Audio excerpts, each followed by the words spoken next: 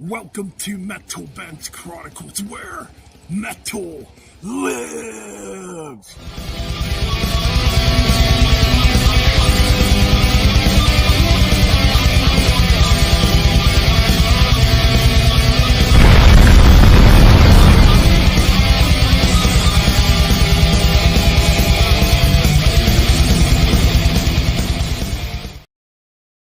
Hello, chat room. Hold on 1 minute. Just checking something here.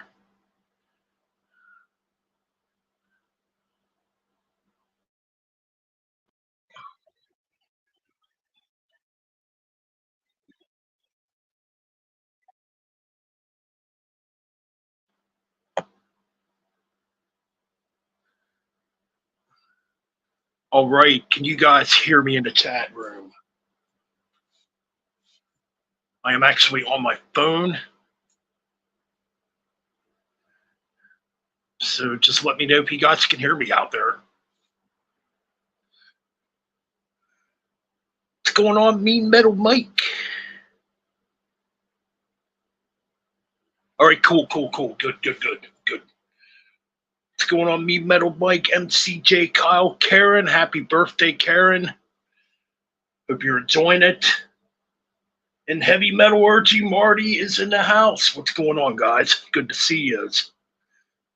By the way, man, I definitely recommend you guys go check out a very, very entertaining review of Helloween's Chameleon on the Heavy Metallurgy channel.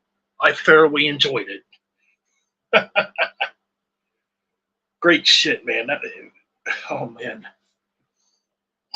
Really good stuff, man. You guys definitely got to check it out. Hopefully YouTube does not take it down. I know how it is when you do these music streams, because I've had streams get taken down or I've had to edit out songs. So if you notice some of the streams will appear to be a tad shorter, it's because I had to take out the music, you know.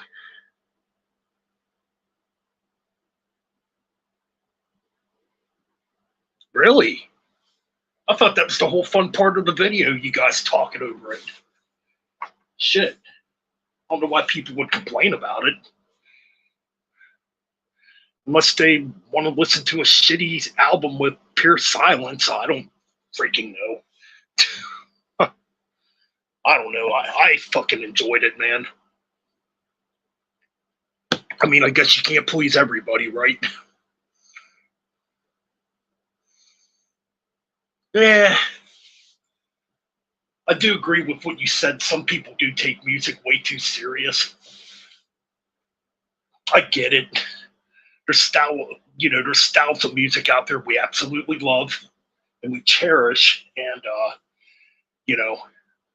I mean, I'm guilty of it too. I've taken certain stuff too serious too in the past, you know. But music, man, it's supposed to be fun too. I think people forget that. It's supposed to be fun and bring people together, you know.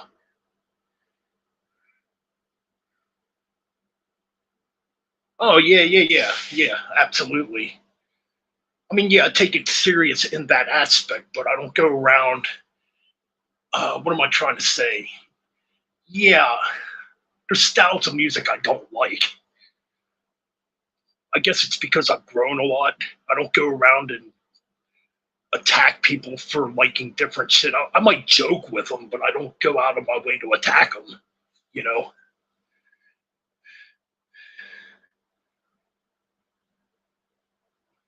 Right. I mean, absolutely. I mean, I love those genres of metal, you know, but I'm the same way. I like a lot of different shit from the 80s, you know? Like, I like some proto metal from the 70s, you know? I love a lot of 80s metal. Power metal. I fucking love power metal, you know? In fact, that's interesting. What actually got me into power metal is when I first discovered, oh my God, it was in a metal, can't remember if it was Metal Edge magazine. I think it was Metal Edge magazine. They did a little article on German power metal. And they were talking about bands like Gamma Ray, Blind Guardian, Um, God, who else? Maybe Hammerfall. That's what kind of got me into it because I didn't realize at the time that, Kai Hansen was in another band after Halloween. This would have been in 1999. So I went out and bought Power Plant when it first came out, like around the time when it first came out, and I fucking played the hell out of that album when I got it. And that's how I got really into the European power metal back in 1999. I knew who Halloween was, but I didn't know any other band outside of Halloween, if you know what I mean, at the time. Oh yeah, me Metal Mike, I'm sorry about your phone incident, dude. That really sucks. I mean, hopefully you can get that taken care of. I mean, me, I still need a new laptop. It's just money's been kind of tight lately, It is what it is. I mean, I did give me a new iPad, so actually I'm looking at my iPad right now to look at the comments as we speak. Oh my God, dude, you can definitely hear Priest and Queen. Yeah, that was a good point too. You mentioned Queen.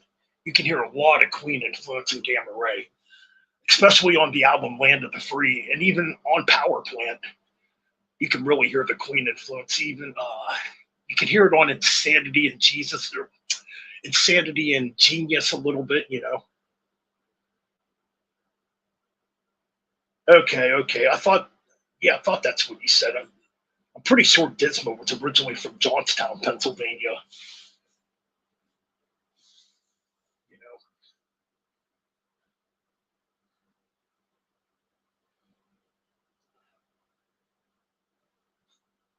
What's up, Jay? Welcome to the chat room, Jay Tyrus.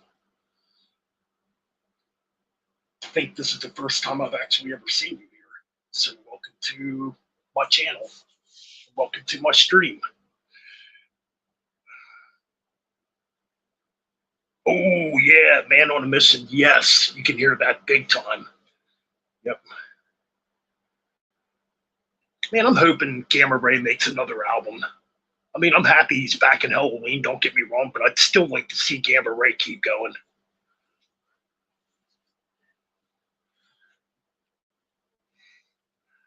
In fact, I'm pretty sure Halloween is working on a new album as we speak. I don't know, man. That 2021 album was so fucking good. Wait, Gamma Ray's touring this year?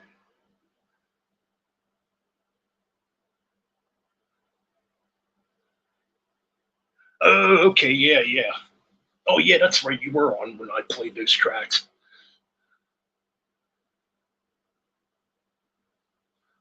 I'm really hoping, man, we get another Gamma Ray album. At this point, I think it's been, 10 years since the last album came out? Well, I'm happy Gamma Ray's still going on, man.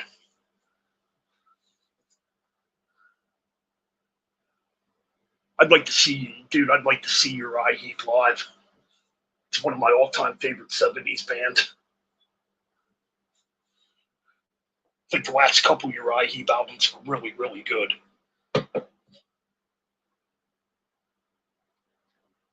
Considering, Mick Box is 76 years old now and he's still putting out really good music at that age. Pretty impressive, you know.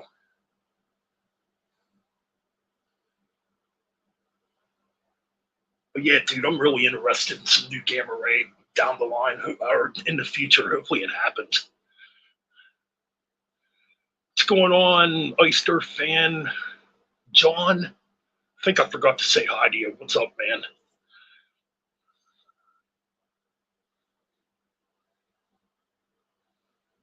I heard about that too. That Nick Box has stuff written already for the next Uriah Heep album. Bullet, what's going on, Bullet? Hey man, that new Seriffa Go album was good. I thought it was.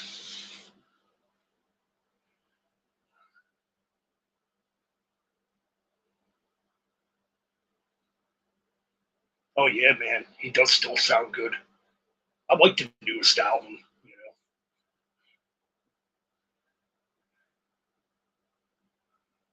No, I didn't get a chance to see that documentary yet. I want to see it though.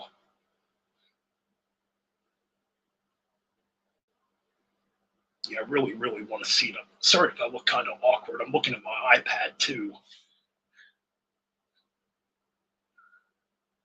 to read the comments. That is.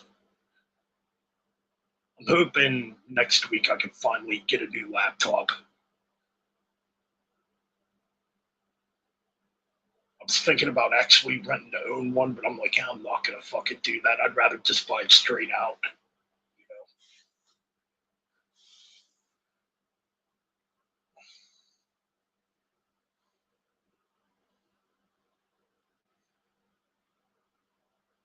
I got to be honest. So far, I have not heard a lot of new albums that have come out this year. The only one I've heard is that new Saxon.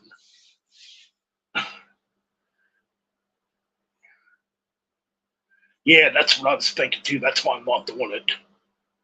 It's like, what's the point? You're like you said, you're paying double to rent to own it. I'd rather just pay it straight out. I mean, income tax season's coming up too, so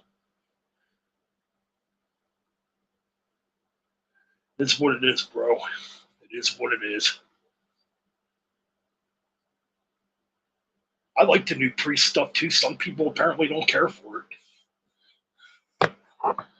Like I've heard different opinions on the new Judas Priest songs. I've heard some people say that they would like to see let's see if I can fucking organize this a little better. Yeah, I've heard some people say they'd like to see the new Judas Priest sound more like the British Still type of stuff. Yeah, it's a good album. Don't get me wrong, but I don't know, man. For me, what really got me into Priest was Painkiller, so I like the faster stuff Judas Priest does. And I really like their 70s stuff, like Sad Wings of Destiny, Sin After Sin, Stained Glass. Fucking great albums, you know?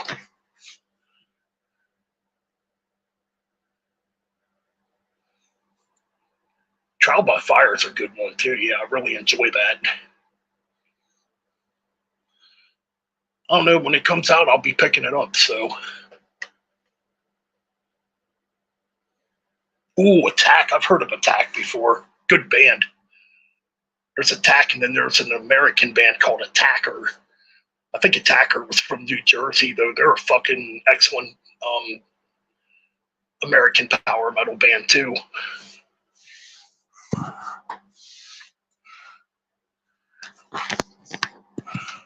Don't mind me. I need to get me another tripod for my phone, and I don't have one. So I'm just trying to sit this down, trying to balance it actually. Pain in the dick, man. Okay, I think we're good. A little good.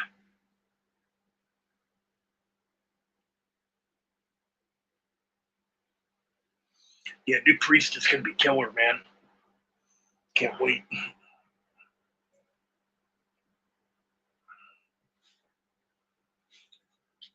What's going on, Frederick? Welcome to tonight's stream. Oh man, I gotta check out that new Morbid Saint yet too. Shit. That's right, that came out on Friday, I think. Oh, cool, cool.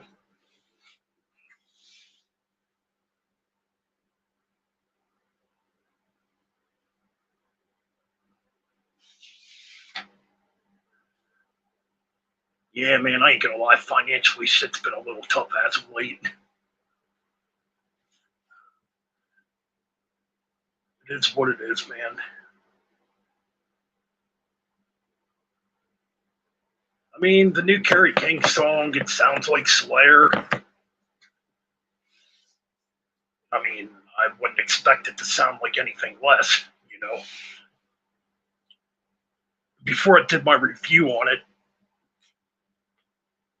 I didn't realize the song was actually a leftover track from Repent, or yeah, from Repentless.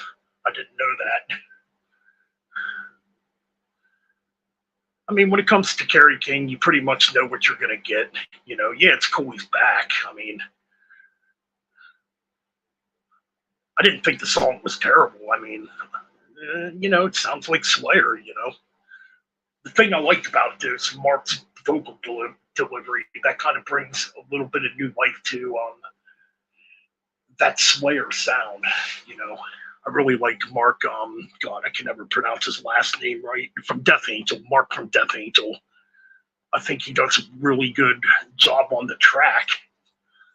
I mean, musically, it's basically a continuation of what Slayer has been doing. You know,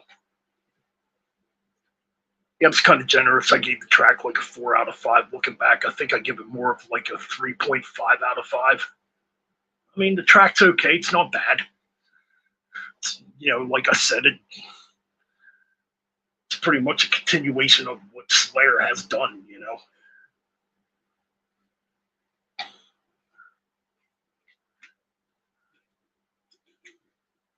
But be back in a minute, guys.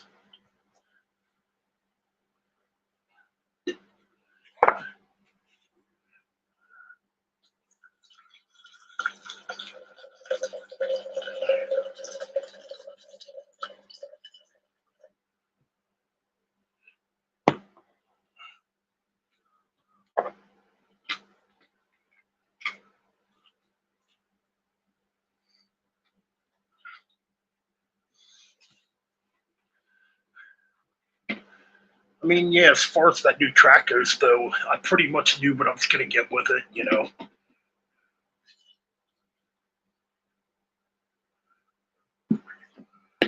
I mean, I'm more than likely buy it when it comes out because I own everything else Slayer put out.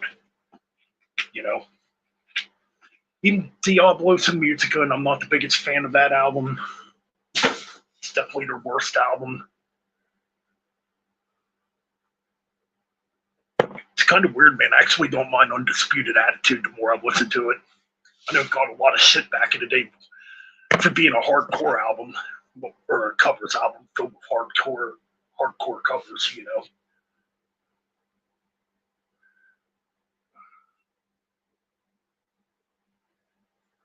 Rare albums, boy, man, I can't really tell you because I have not been to the record shop in a couple of weeks.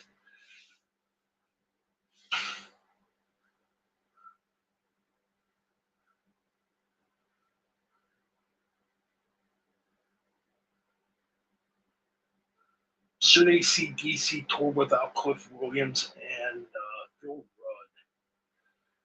Shadow Man 756, what's up, man? It's been a long time since I've seen you in the stream, man. Should AC/DC? Well, here's my gripe with AC/DC. Okay, I watched their performance at fuck. God damn, what was that festival called in California now?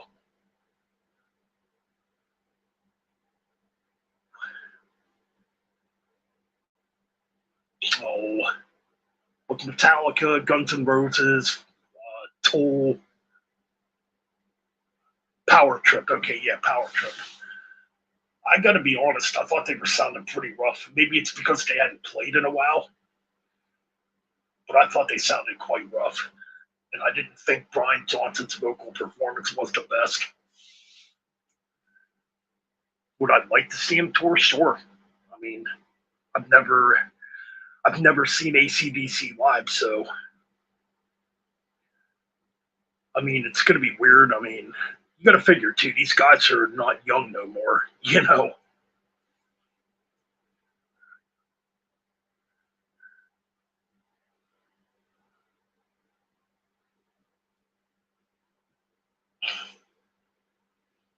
I mean, without Cliff Williams and Phil Rudd, it's gonna be weird. I mean, honestly, it's kind of weird without Malcolm Young, but there's nothing that can be done about that.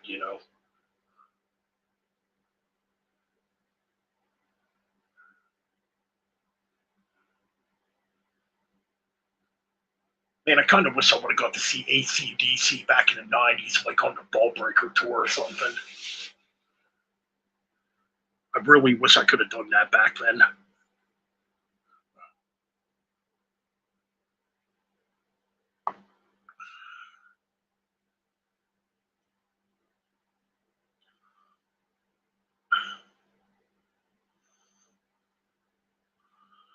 Man, yeah. So it looks like we have a good turnout so far in the chat room. It's been a couple weeks since I've done just a regular stream like this, you know.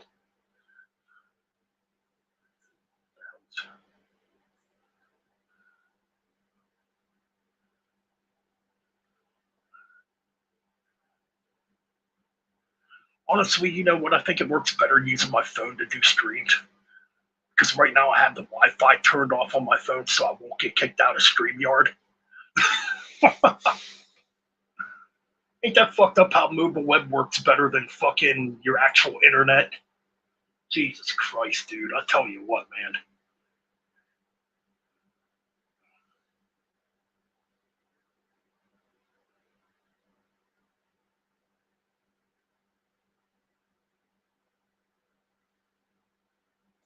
Let's see if I can pull the comments on here. Right now I'm off camera.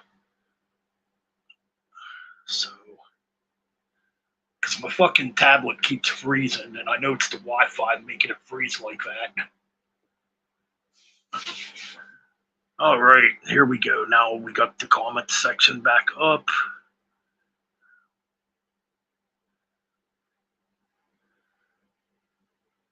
I did hear one of the new Ace songs. I did not care for it. I thought his other stuff was better. I mean, maybe the rest of the album will be better. Maybe he just put out, I don't know, one of the worst tracks from it.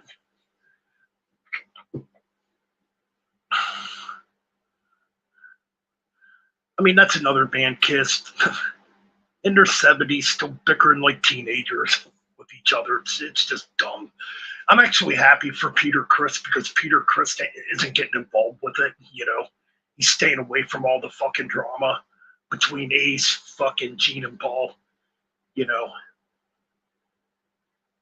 it's like, come on, guys, you're in your motherfucking 70s. Just stop already.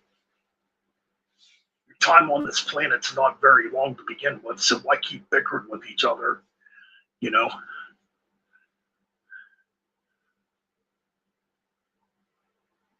It's kind of weird. Ace was better when he partied. Oh, dude. Maybe he's still hitting the old liquor bottle. Who knows? I think some of these guys say they sober up and they really don't.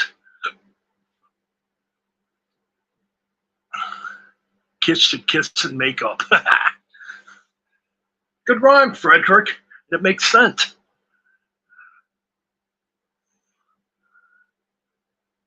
Sirius Black. Who's Sirius Black? No Bellany. Anna was black. Never fucking pronounce it. No Bellany. Fuck it. That's what I'm saying. What's up, dude?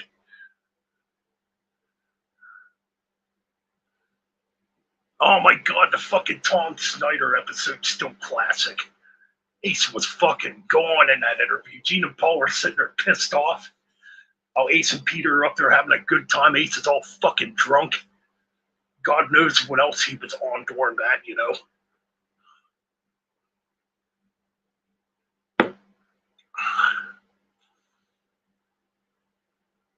Okay, what's up, Phil?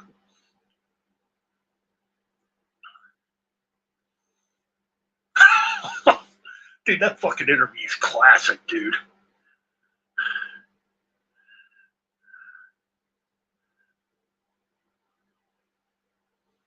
Eating bologna sandwich. Hey, man, nothing wrong with that. A good bologna sandwich tastes good sometimes, dude.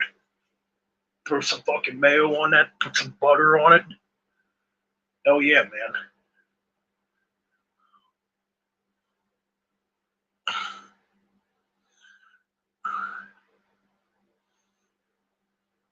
Nothing wrong with a good bologna sandwich sometimes, man. I don't think.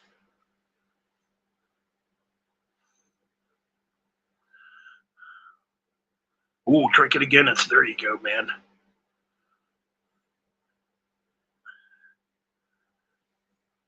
That's pretty cool, man.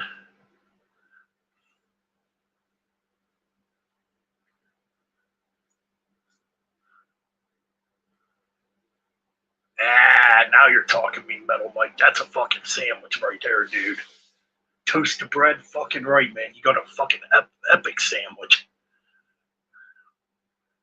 Or put some Munster cheese on that motherfucker. Munster cheese is fucking amazing. Oh yeah, Frederick, I heard it's hotter than fuck down in Australia right now.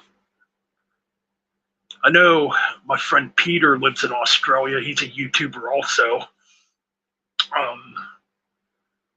I think his channel name's Still the Lizard King. I still watch his videos and chat with him. He's somebody I've known on YouTube since, 2017, I think. Anyway, shout out to Peter, the Lizard King Vinyl. I think that's what his channel name is, the Lizard King Vinyl. Shout out to Peter if you're out there somewhere. Oh yeah, that makes good sandwiches too. Spicy brown mustard, heck yeah, man. I love mustard. A lot of people don't like mustard. All right, dude. Thanks for stopping by, Shadow Man, and take it easy, man. You like a sandwich with two ladies on the meat? Hey, man, that's the best sandwich in the world, man. Why not? The meat and two women. There you go. Yeah, me, Metal Mike's gonna make us all fucking hungry.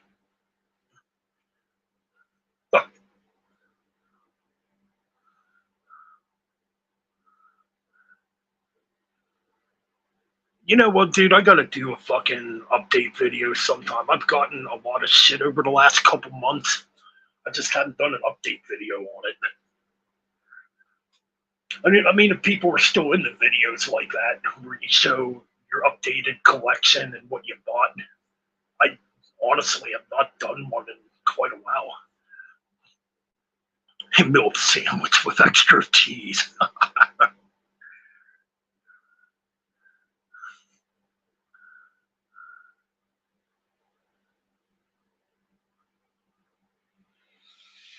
um, yeah, Jay, I'm gonna have to probably do an update video. I was thinking about doing a Thrash video too on 1990, like some of the Thrash albums I like that came out in 1990. I was thinking about doing a video like that. Get back into doing like some kind of a video like that again.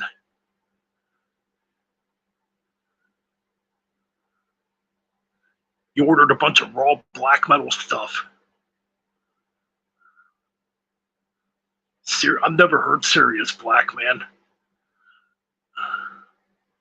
So they're a power metal band? Cool. Yeah, you know what, dude? I gotta listen to that new Atrophy track again. Like when I heard it the first time, it didn't really resonate with me.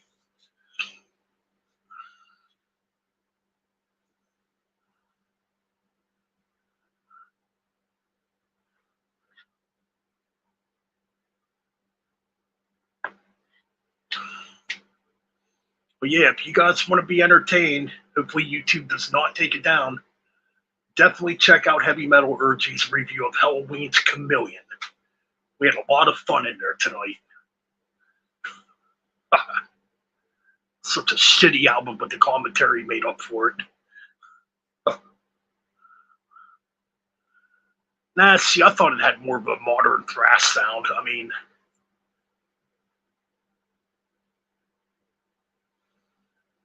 I'm gonna go back and listen to it again. Maybe it'll grab me this time. To me, it just sounded like every other modern thrash band that's putting out thrash these days. Not that there's nothing wrong with that, but sometimes I kind of miss the old raw sound. You know, in my music, I try to keep raw sounding. I don't clean. I don't want my stuff to be produced clean at all.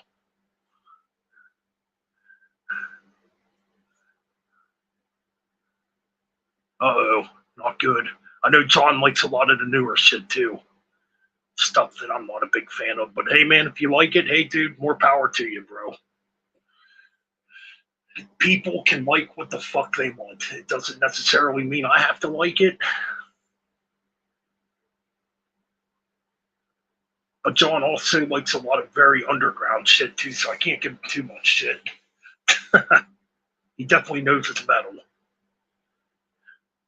Hell Ripper fucking rules, dude.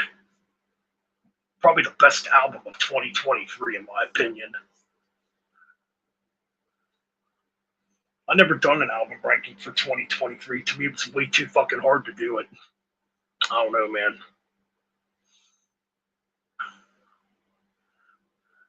That's what I'm doing with Holocaust. I'm keeping it fucking raw sounding, dude. I'm not gonna have clean production on my shit.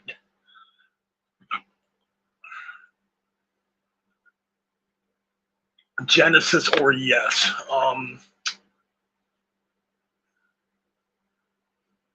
Boy, that's a tough one because both bands would end up releasing a lot of shitty fucking albums. For me, I'm gonna have to go with early Genesis.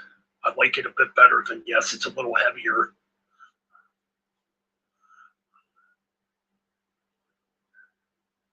They're called Void. Dude, I'll have to check that out. I love the old thrash stuff.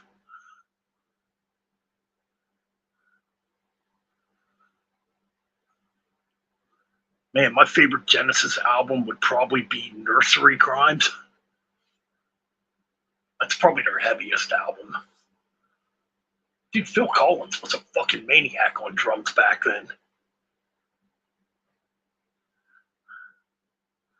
I like Foxtrot too, man. That's a damn good album. Trespass is very underrated. And that one does not have Phil Collins on drums. Or Peter Gabriel. Or is it Peter Gabriel? No. Not Peter Gabriel. Dude, I'm fucking freezing on this one. I know the guitar player's name. I don't know why the name's not Steve. Steve Hackett, dude. Yeah, Foxtrot is, or not Foxtrot. Sorry, I lost my train of thought here. Trespass. That's where they started going a bit more proggy, and that was before Steve Hackett. Or yeah, that was before Steve Hackett and Phil Collins. Still a killer album. The Knife, dude. The Knife. That track fucking rules, man.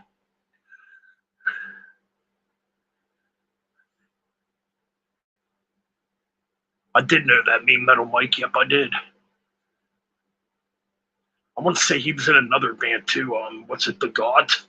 I think he was in a band called The Gods too before Uriah Heep.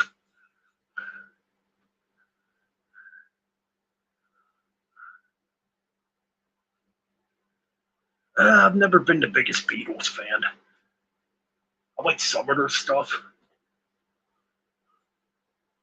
Hold on a minute. I got to back up here from Ohio.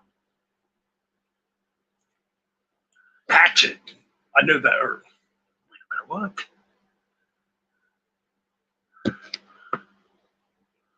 I think I'm missing something there. Let me get back through the comments.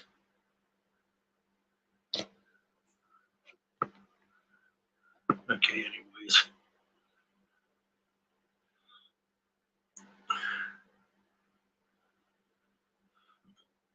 I mean, that band might be all right. Those are good bands.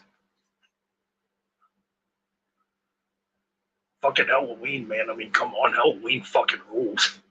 I like Blind Guardian too. Tad Ross, that's a power metal band nobody ever talks about. They're freaking good, man.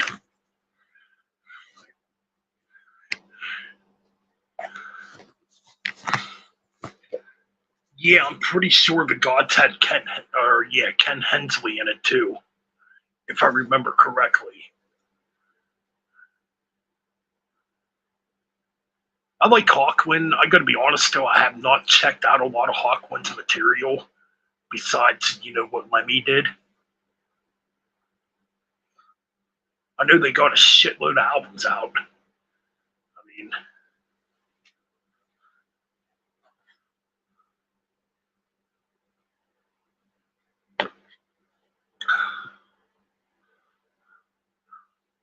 yeah, I'm almost positive Ken Hensley was also in the Gods too. It's either him or Mick Box. It's one of them. Wait, there's a new Crimson Glory song? I haven't even heard it yet.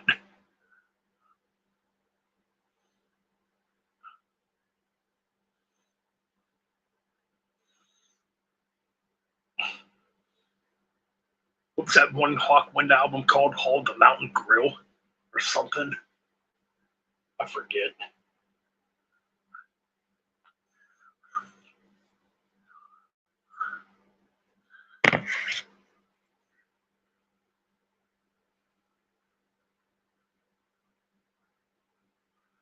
I do like a lot of shit from the 70s, though.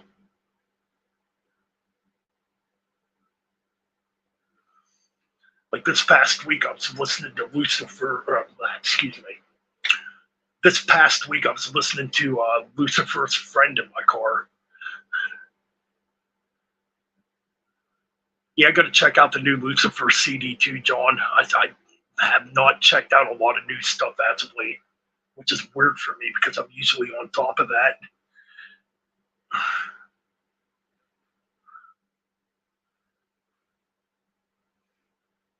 The only thing I've listened to was the new, the newest Saxon, and I bought the new Saxon too.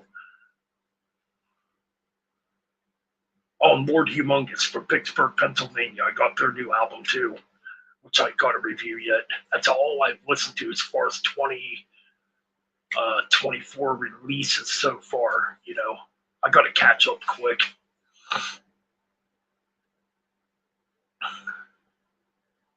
Oh man, that dude, the fucking debut album by Lucifer's Friend is so legendary. Ride the Sky, fucking right, that song rules.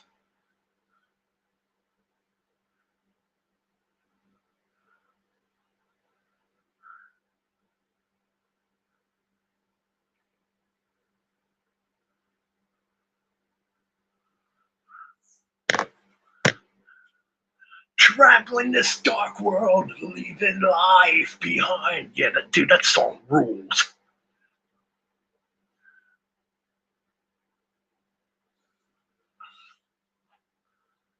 It's kind of weird because I was kind of late on Lucifer's Friend. I didn't find out about them until like 10 years ago.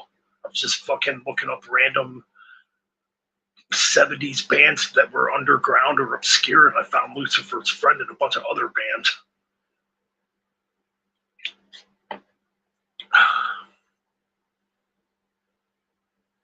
Sir Lord Baltimore kicks ass, man. And we put out a couple albums, but man, are they good.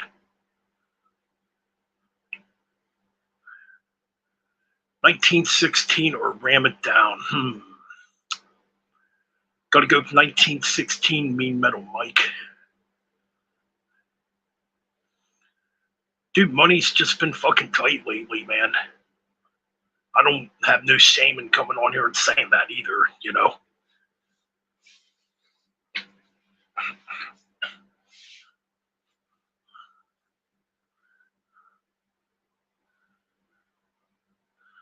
I can add people on my phone. I've heard Sell and Smash before. They're good. I have checked them out on here on YouTube before.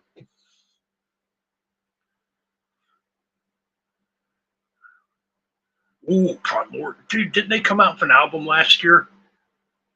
I remember listening to it too. I thought it was pretty good from what I remember. Then again, Primordial to me doesn't really have a bad album.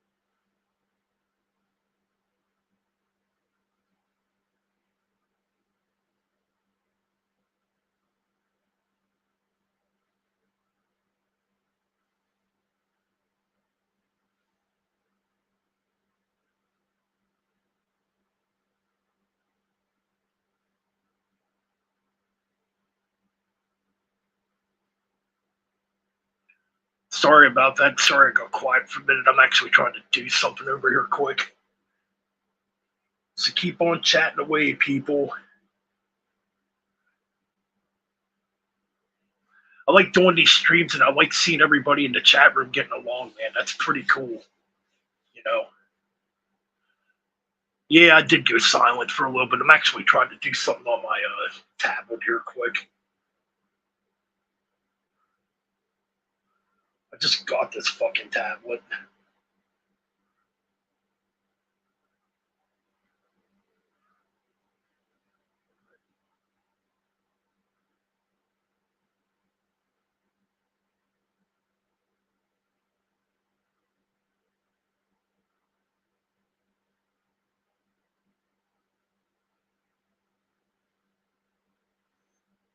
Surprised Frederick, or I'm surprised Fraser's not around. Should have talked with him for a little bit earlier. Ooh, Hall of the Mountain King versus Dream Evil. Two great albums that came out in 1987, man.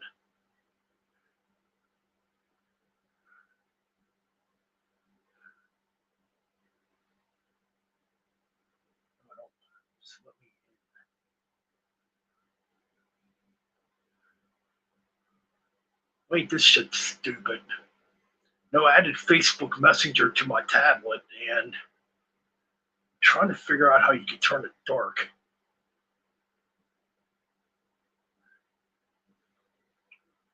So, by the way, I'm going to let you guys know right now I am not on YouTube at the moment. Not on YouTube, listen to me. I am not on Facebook at the moment. I deactivated my Facebook last week. I just got fucking sick of it. So, I do have Facebook Messenger still, though. I did keep that. Regular Facebook, I got rid of it. I got tired of people starting shit, you know, when I post, which I don't post a lot anymore like I did back in the day. When I had somebody in my comments section come under there and just start shit for no reason. And when they do that, you come at me ignorantly, you're going to get fucking blocked. That's all there is to it. Well, Metal Ben, you can't handle criticism. No, I don't like dealing with assholes. So if I block your ass, well, you have a reason why you got blocked, you know?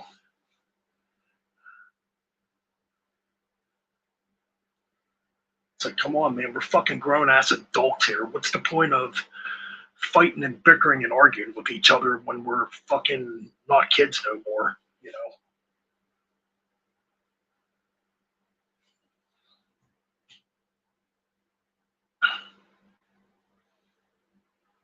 Facebook's just been getting terrible anyways, man. People are on this whole political fucking bullshit too.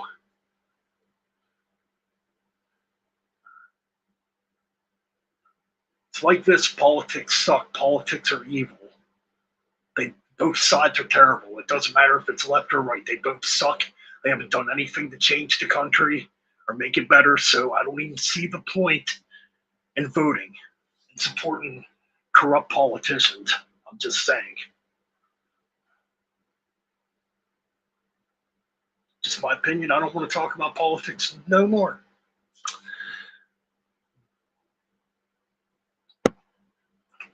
Yeah, I was gonna say Dungeons Are Calling is probably my favorite.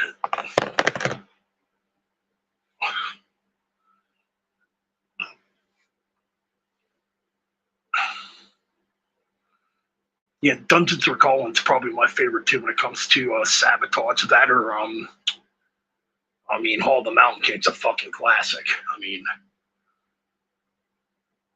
yeah, I'm gonna say probably Dungeons Are Calling would be mine. Ooh, that's a tough one too, me Metal Mike. Both killer albums. Yeah, Frederick, Facebook's just toxic. All it does is divide people. It turns people against each other. That's why, you know, I don't get into that whole posting about politics shit no more because it fucking brings up arguments and it turns people against each other. Because everybody has different opinions on this shit, and I don't see the point in really talking about it. like I said, politics suck anyways, and it's not metal to be into politics. I mean, yes, there's political bands out there. I've listened to those bands. Hey, man, whatever.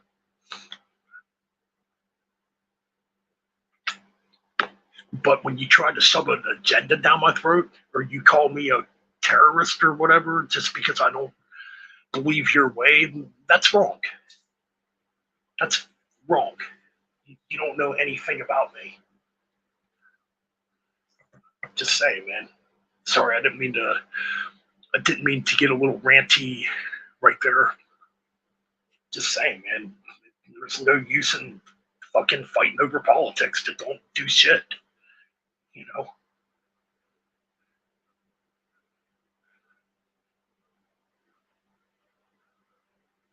All found it. Ah, there we go. That looks better. Get that off there.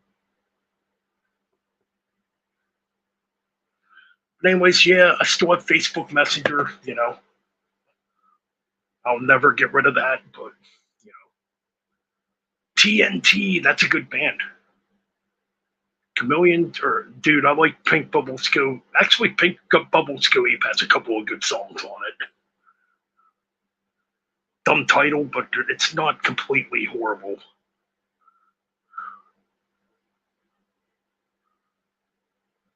I know about it. I know all about it. I actually had that Sons of Liberty CD because I'm a huge Ice Earth fan.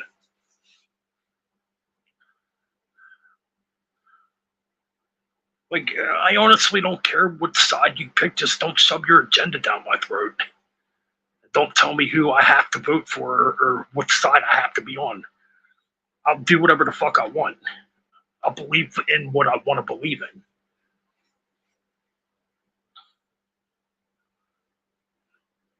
You know, that's all. I mean, that's pretty simple. You know.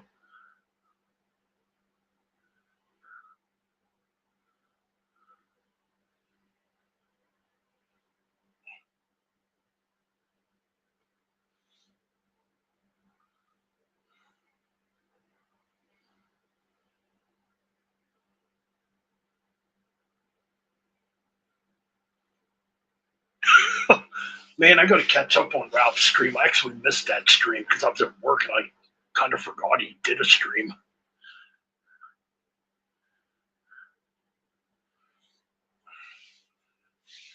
It's like this. I'll always listen to Ice Earth. I don't care what the guy did. That doesn't fucking matter. I still love his music and I still love his guitar playing. We built this city for rock and roll. Terrible song. Ooh, Storm Rider fucking rules, man. Love it. John Greeley, the vocalist, really nice guy too. I actually talk with him every once in a while.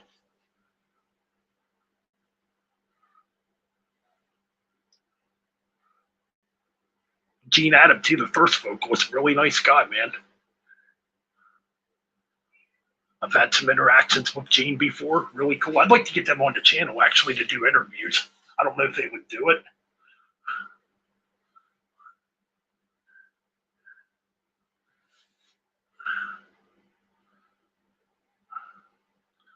Good man. I don't blame you for avoiding Facebook. It's garbage.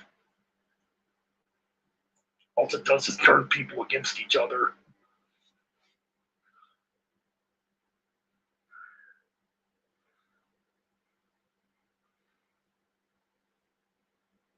And plus, I got Instagram too, so why do I really need another social media account? And there's none of that crap on Instagram. People posted about politics and dumb shit.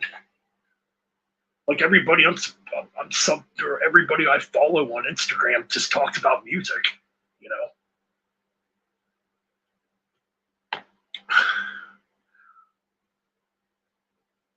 Yeah, he seems like a pretty cool guy, Tony Dio. I don't know him. But yeah, he seems pretty cool from watching Ralph's streams. Oh, and MySpace. Apparently, MySpace is still around. I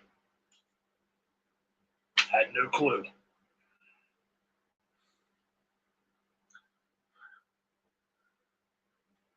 Well, MySpace was kind of cool because you could actually design your own profile.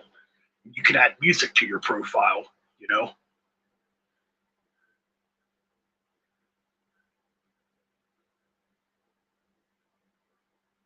I remember that band Tyrus, killer band too, man. We're gonna do another like obscure '80s metal type of show. Like I said, I do still have Facebook Messenger. I mean, you can find me on Facebook Messenger if you want. If you know, and if you guys got any track requests, you can send them to me because I like doing these radio shows too. I just will not play nothing mainstream.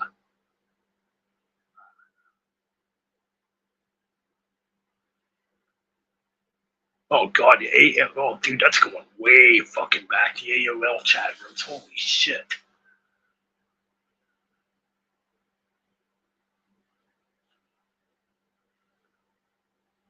I like what Gene Adams does with Jacob's Well. It's not metal at all, but it's good music. Oh, of course, man. Send me the most obscure shit you can find.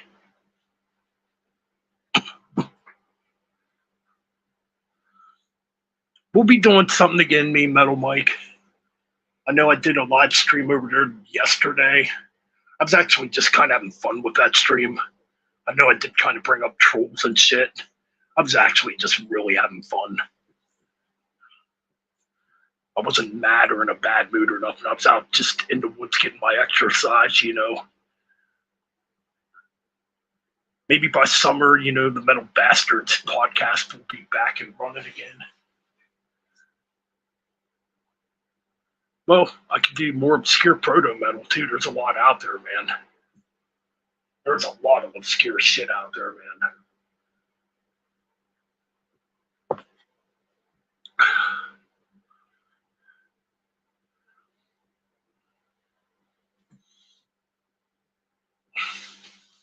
Metal Men's Chronicles on Instagram if you don't follow me on Instagram. It's pretty simple to find Metal Ben's Chronicles official. There's another Metal Ben's Chronicles page out there. That's my old page. It was hacked. It's not real. Which is stupid because the motherfucker that hacked my page puts a fucking pic of himself on my page. But no, you gotta look up Metal Ben's Chronicles official. And that's my Instagram if you don't follow me on Instagram.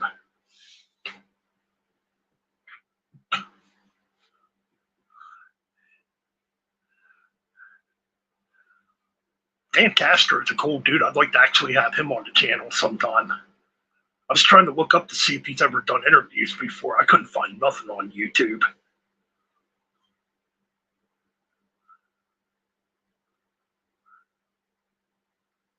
Can't wait to hear his new Piss on Christ album, dude. It's gonna be fucking awesome.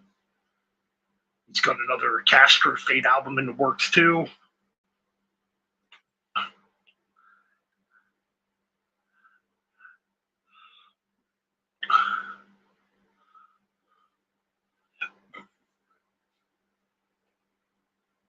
Mercenary, hold on a minute. I've heard that name before, Mercenary. Medieval Death, I've heard that name before too. So you guys gotta send me this shit in Facebook Messenger so I don't forget it.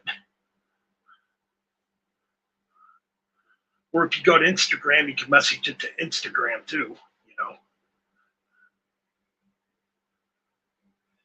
I know Speed King's always sending me stuff to play. He's more of a power metal type of dude.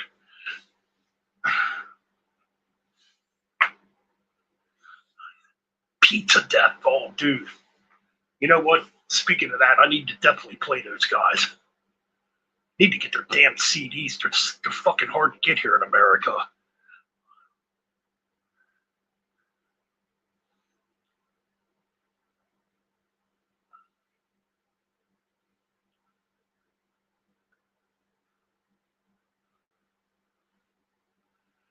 Yep, just don't send me crap like Five Finger Fuck Nugget and all this fucking mainstream shit, and we'll be good. I don't want you. There's no way in hell you'll ever see me play anything mainstream on this channel.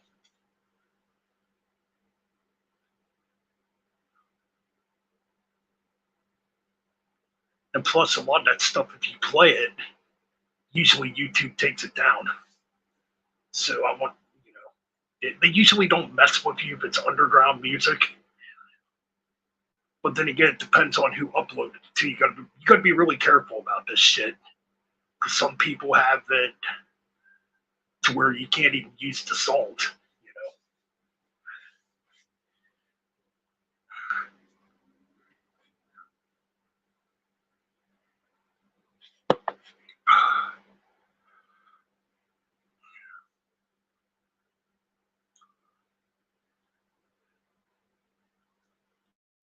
They're called Amulant. What a cool name for a band, Amulant. Dude, I gotta check that out, man.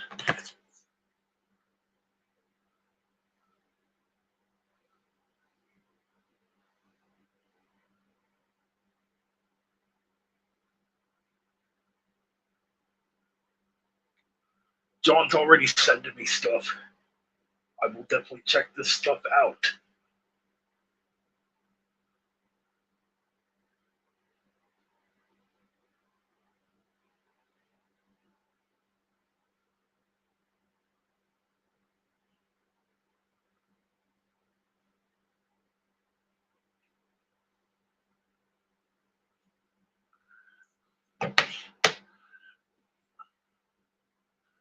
Speaking of which, guilty bands I like that are mainstream. Okay.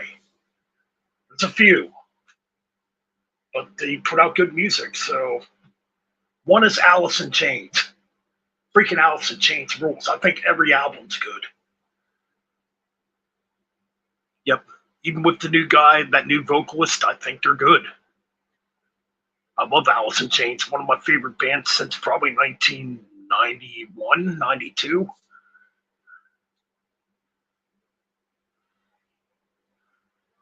Another one I like is Faith No More. I do like Faith No More. I think Faith No More has some good stuff. Helmet. Well, I like the first Helmet album, Meantime. Those are like guilty things I like that are more like, I guess you would say, mainstream. By 90s standards, that is. Obviously not today.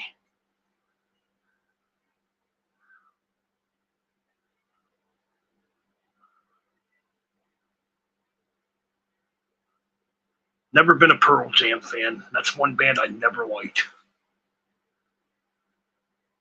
Nirvana, I didn't mind the Bleach album because it's more underground and it's kind of heavy. But after that, like when Nevermind blew up at the time, holy shit, everybody was losing their fucking minds when that shit blew up. I'll admit I liked it for a moment at the time. I just got sick of it right away, though.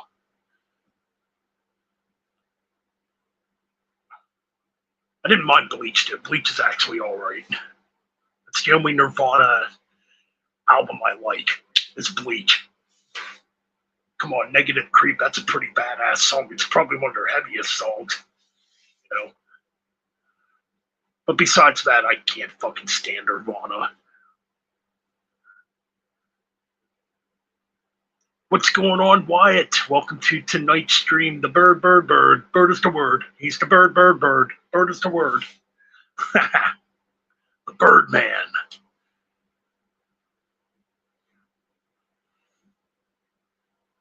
Mudhoney, man, I know that name, but I can't remember anything they've done. Foo Fighters, I ain't gonna really rat on them too much because I never sat down and listened to a whole Foo Fighters album. But I don't know, the whole grunge shit though, I hated that movement. Because at that time, I remember it. Everybody was like anti-metal all of a sudden. You had people that were into metal, cutting their fucking hair, or just starting to dress grungy.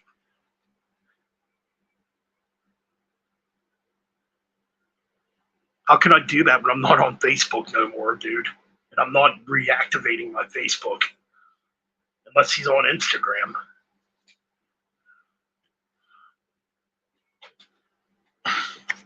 And there's too much fucking babies on Facebook, man. Too many people acting like pussies on Facebook. Metallica, nickel butt. Yeah, Metallica fucking. We're not going to get into that fucking debate. It's been documented too much about how Metallica sold out. We're not even going to go there. We all know this. It's not even worth talking about no more. Legendary and Iron Soul, those are killer bands too. Manila Road, man. Manila Road is so underrated. I got a few of their CDs. I definitely need to get more of their stuff though, because I only have like 3. I got like 3 of their CDs, and I know they have like, geez, over 20 albums out, I think.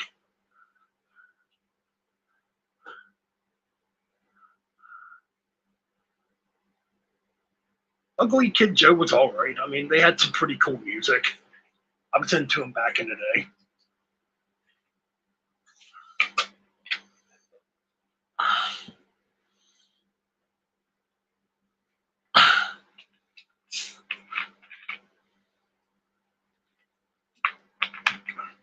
Heavy metal. It's only like 40 seconds long, but it's fucking cool. I like Michael Jackson. I don't give a fuck if anybody says I have all Michael Jackson CDs. That's like a Gilder. I mean, that's somebody I've listened to since I was a kid too. So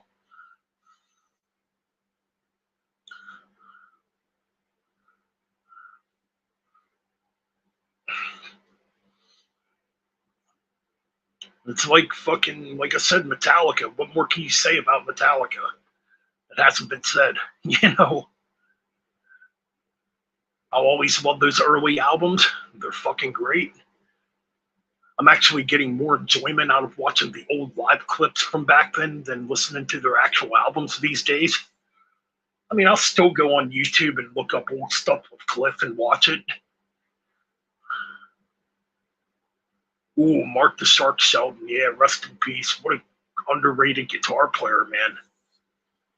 He was a good guitar player, and he was self-taught, you know.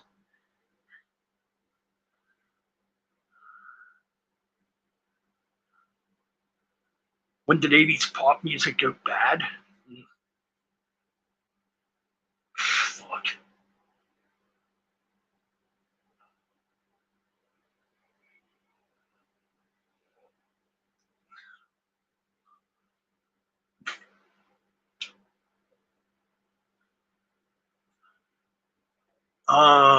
When did 80s fucking pop music go bad?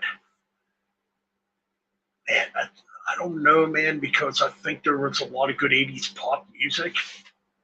I think the best years were probably the new wave movement from 1980 to 1986.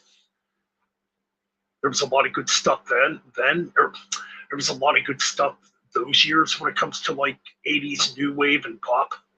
You know, I don't know. I guess when it got bad is when artists like Paula Abdul came around.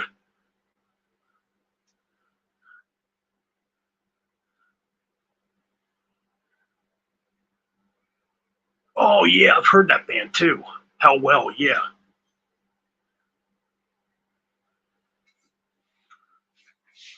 Dude, there's a lot of great 80s pop music.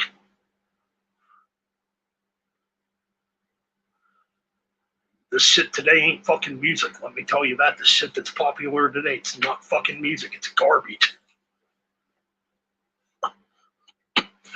It's mainstream crap that's popular today, man.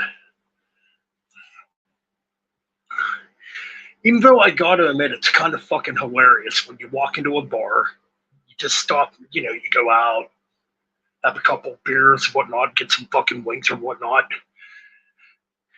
and and you hit up the jukebox and you start playing metal, these fucking kids just look at you like you're fucking the most uncool person on the planet. It's like, fuck you. You don't know music.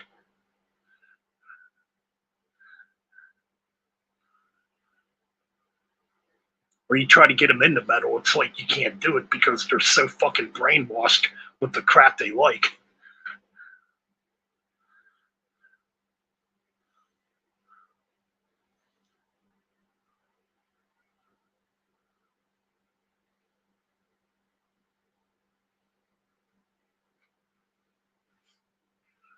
Or I like it when you go to a bar, they see you walk in, or they see somebody like me walk in, right, who has really long hair, wears metal shirts. They're like, yeah, dude, you must be a fucking metalhead. Yeah? Oh man, I'm gonna play you some fucking Five Finger Death Punch on the jukebox. It's like, go fuck yourself, you poser. You fucking poser. That's the heaviest shit you listen to. You are a fucking poser.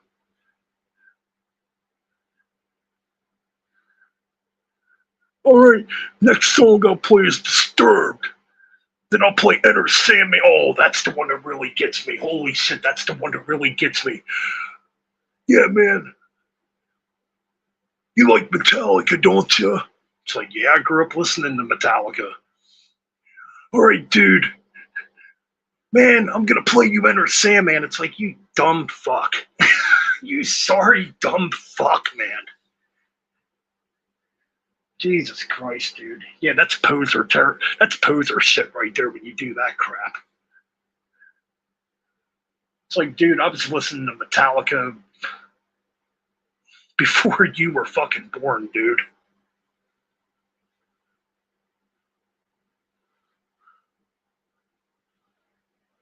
Ooh, good song, Me Metal Mike.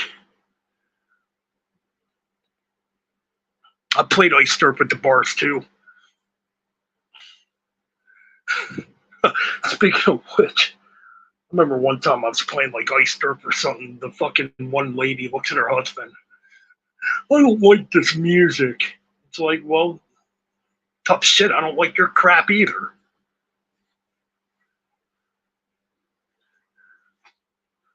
If I got to put up with your shit, you got to put up with mine too.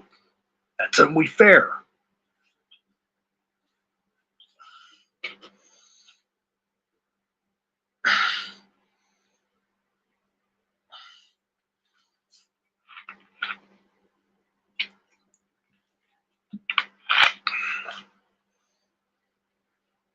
And yeah, I think it was Ice Turf I played that time because they do have Ice Turf on the jukeboxes, and I think this would have been back when oh jeez,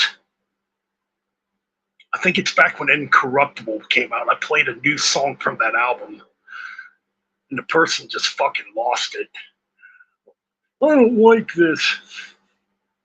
It's like, I don't like your gay, or I don't like your garbage country music. So fair is fair.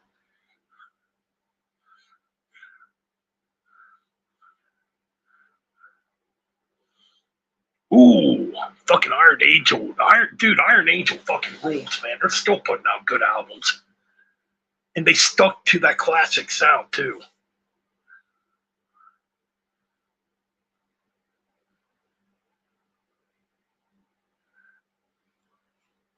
That's funny, man. I was actually trying to look up classical music on the jukebox, and I couldn't find one. Oh, yeah, man. I'm telling you, man, the newest Iron Angel, it's as good as their 80s shit. Like, they never changed. They never tuned their guitars down. They still play in standard E tuning, you know.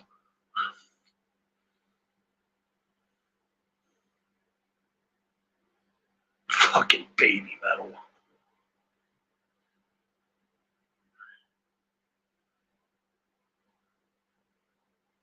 Oh yeah, Me Metal Mike. That sounds like a lot of fun, dude. I can't wait, man. Jam out to some crappy baby metal shit. Oh god.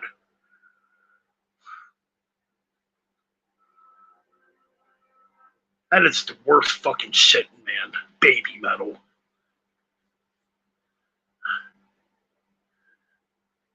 Did Please tell me that actually did not happen. Please tell me Rob Halford and Baby Metal did not cover Painkiller. I know Rob Halford accepts a lot of what goes on in metal. Hey, man, that's cool. At least Rob Halford's listening, you know. Because I know Rob Halford likes a lot of underground shit, too. He likes a lot of black metal, stuff like that. Oh, no, tell me it didn't happen.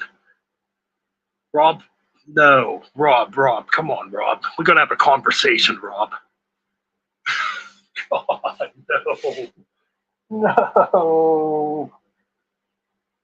Rob Halford and Baby Metal did not cover Painkiller. Come on. Ugh. No.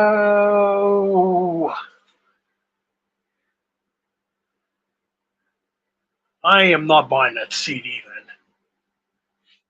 I like it when Rob collaborates with people, don't get me wrong, but Baby Metal, no.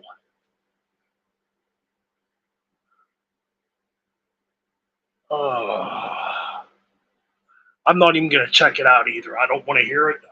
No.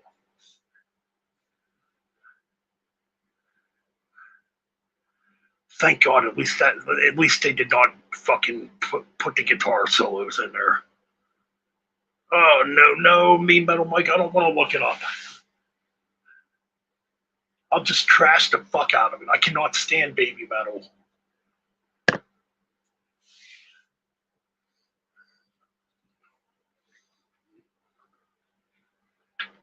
That didn't bother me. Rob Halford and Dolly Parton collaborating did not bother me.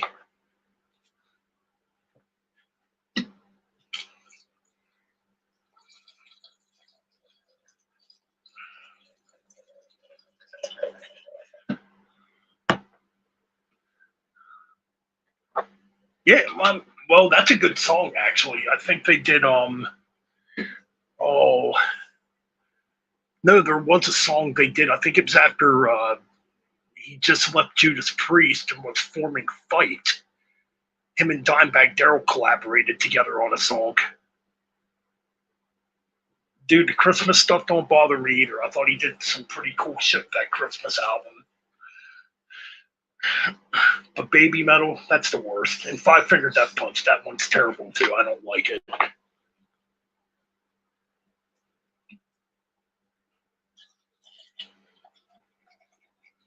I mean, you know, if Rob Halford asked if he wanted to, if Rob Halford ever asked me to collaborate on a Holocaust song, I'd be like, fuck yeah, let's do it.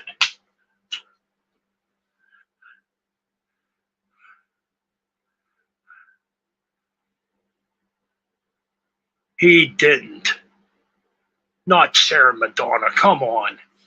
Dude, Madonna looks horrible nowadays. She looks like fucking Marilyn Manson's twin sister, man. What the fuck?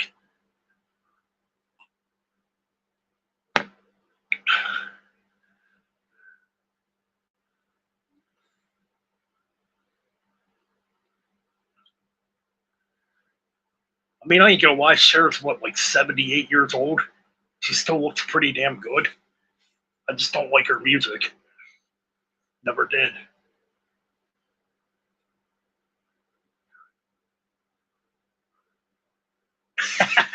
Dude, you're absolutely right about that, man. Ooh, classic album, Mean Metal Mike. Favorite track from the Legacy? Oh god, dude, that whole album's so good. Okay, it's kind of a toss up between two of them. Oh damn.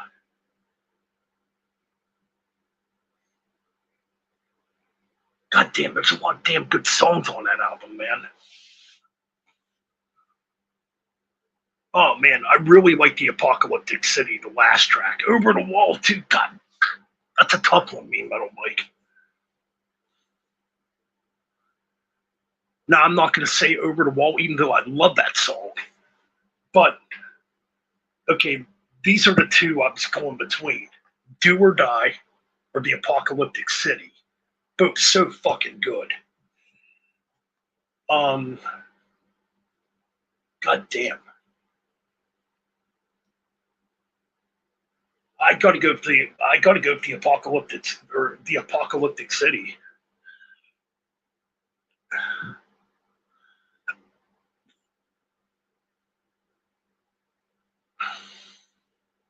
An album from Testament nobody brings up. I would say probably Low. I think Low's actually very under. Do or Die fucking rules. I love that tune. No, I think Low's fucking underrated as shit, dude. I was kind of late on buying that one, actually. I didn't get it till 97. And it's fucking weird because back in the day, they used to have cutoff bins. And I found it on tape for only $5. And I bought it. I'm like, okay. And it was the last thing they did with Atlantic Records at the time. So I remember putting it in the vehicle and listening to it. I'm like, dude, this fucking album's good.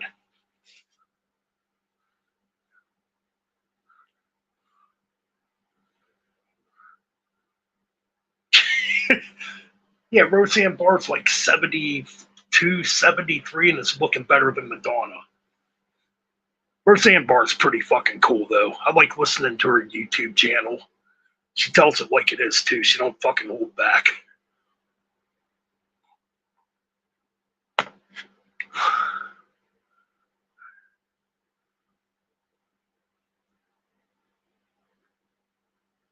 That's a pretty good one, Mean Metal Mike. Yeah, I think Low's probably the most underrated Testament album. I think there's some good fucking bangers on that album.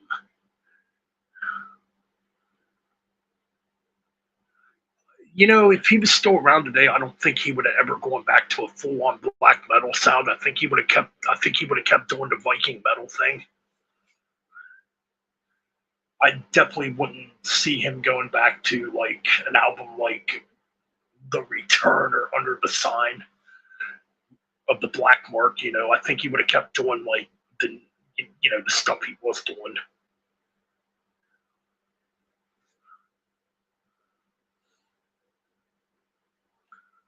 Dude, there's a lot of fucking banging albums in '87. Ooh, debut by Bathory versus the debut by Venom. Or that's not the debut. I apologize. Black Metal by Venom. Excuse me there. Ooh, man, I gotta pick that debut by fucking Bathory. It just sounds more evil.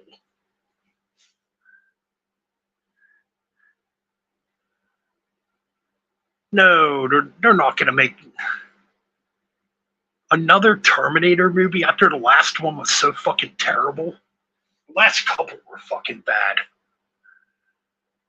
Like the last one was so fucking politically correct. How do you kill John Connor in that movie?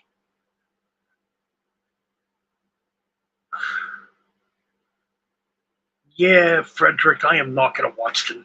I didn't even watch the last Terminator movie. I heard all this from my sister. She watched it. I still refuse to watch it because to me it's way too politically correct.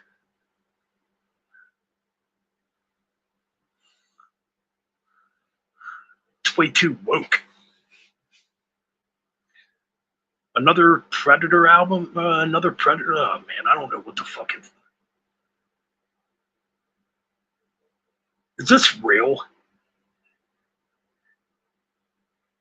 Oh god, John Cena's gonna be in the next Terminator movie. Oh, that's even fucking worse.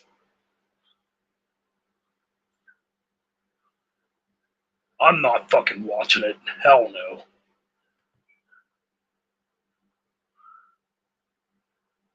Ooh, yeah. You know what? That's a really good album, Jay. That's one I still need to pick up too. That Protector album. It is good. I did listen to it on YouTube though. I was gonna say, man, the first two Terminators are so fucking classic. mean, Terminator 3 was all right. I mean, the female Terminator was fucking hot in that movie.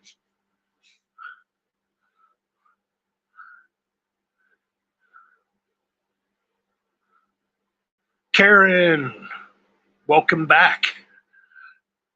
Oh, that Vince McMahon shit's out of that. Oh my god, wow, that shit's insane. What's going on with Vince McMahon? All I got to say is, I'm not surprised by none of this shit because Vince McMahon has always been a piece of shit. He's always been a scumbag.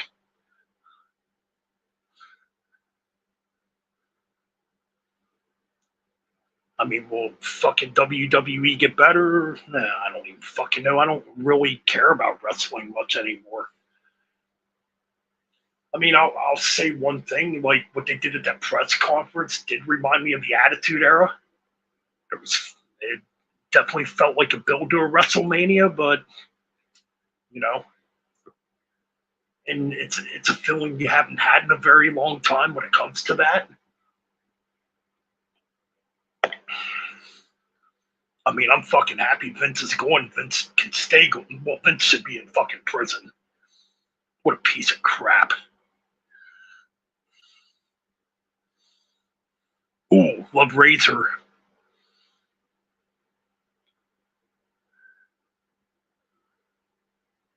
Rock and Roll, both good albums to me, Metal Mike. I'm gonna have to go with Dawkins on that one, though. I think Back for the Attack is a killer album. Frederick, I agree.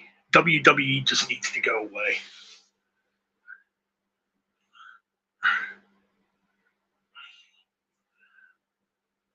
Like I said, the stuff they did at that press conference, it looked like the beginning of something maybe new.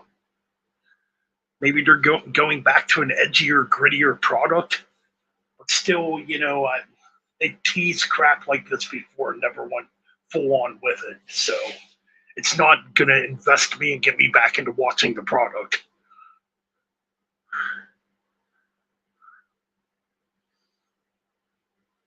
Cheech and Chong, fucking Cheech and Chong, man. What a fucking classic.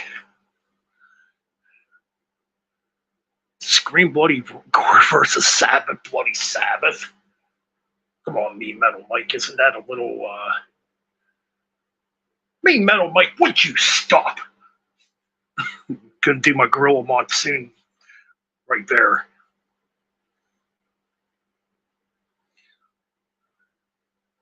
Man, those are good albums though. Both of them are good. I love Scream Bloody Gore, but dude, I still gotta pick Sabbath Bloody Sabbath because it's fucking Black Sabbath. Frederick, WWE should go R-rated. In fact, if they're going to move to Netflix, I'm thinking they're going to have to go R-rated, or Netflix is going to fucking drop them.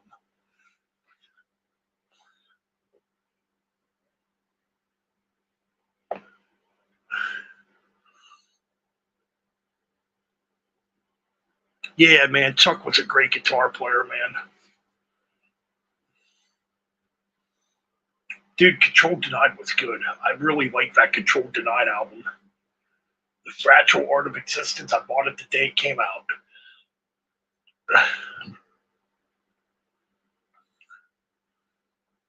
12 people hanging around with Metal Ben on a fucking Saturday night still. That's freaking awesome, man.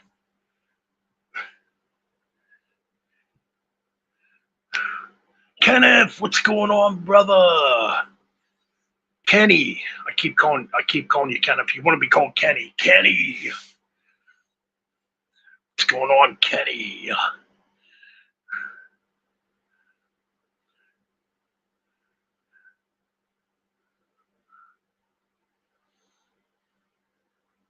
That's cool, man. World Dane, man, one of the greatest fucking vocalists ever. Bar none.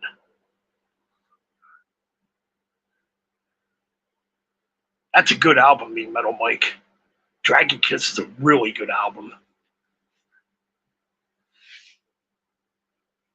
Tell you what, another one you should check out with Marty Friedman is Hawaii. The first stuff he did came out way back in like '83. think there was a couple of Hawaii albums. They were put out on Sharp No Records back in the early 80s. Yeah, they're definitely raw sounding, but they're good. Speaking of Hammerfall, they are working on another album. I saw.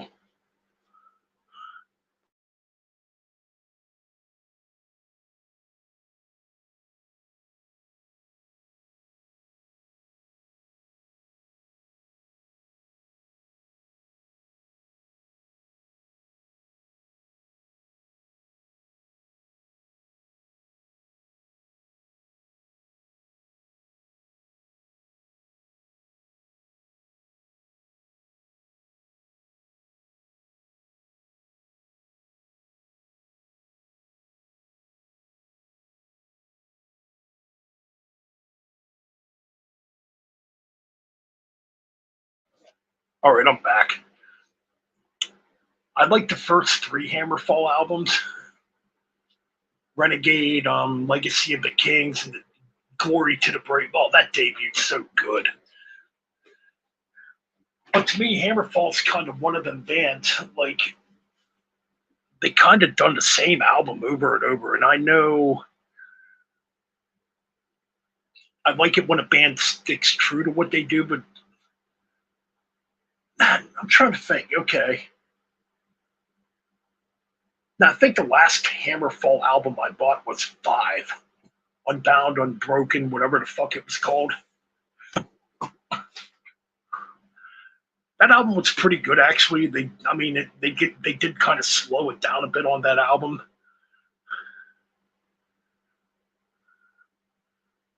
But like, yeah, every time I see Hammerfall CDs, I want to grab them. But to me, it's like, yeah, but I've listened to them on YouTube, and to me, yeah, it's kind of like the same thing over and over. I mean, it's cool they're sticking to a formula that, you know, works, but maybe freshen it up a bit. You know what I mean? Striper fucking rules, brother.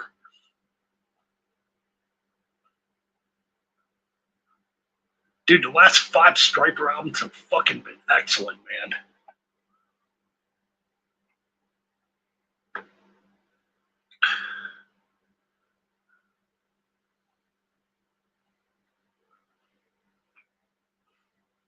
Sanctuary, I guess Sanctuary's still working on that new album.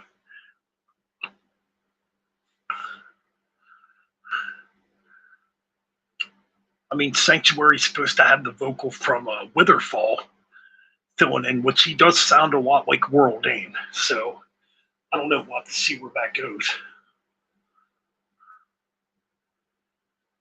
Refugee, oh god, that album's classic, dude.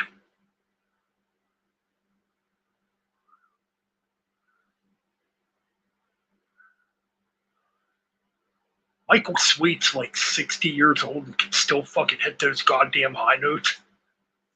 Pretty impressive.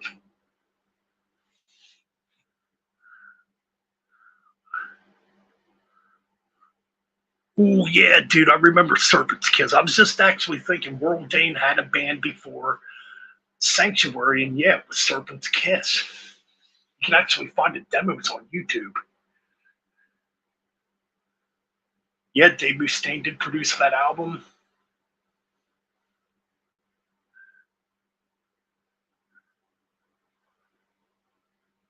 Oh, that's such a good album.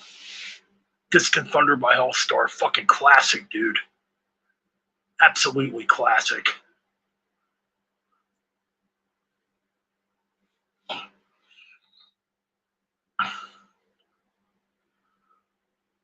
Thoughts on 72 seasons now. Okay. Frederick, you and your Metallica questions. You fucking troll, you son of a bitch. I'm fucking with you, man. Okay, 72 seasons. Okay. Did it deserve to win a Grammy? No. Was it predictable? Yes. It's pretty obvious. If Metallica's going to put out a new album, they're going to win the Grammy for it. It's just, it's fucking predictable at this point. The Grammys are such a joke. However, 72 Seasons a bad album? No, not really. It's definitely not Master of Puppets or Justice. I mean, it's it's what you're going to get nowadays from Metallica. It's better than Load and Reload.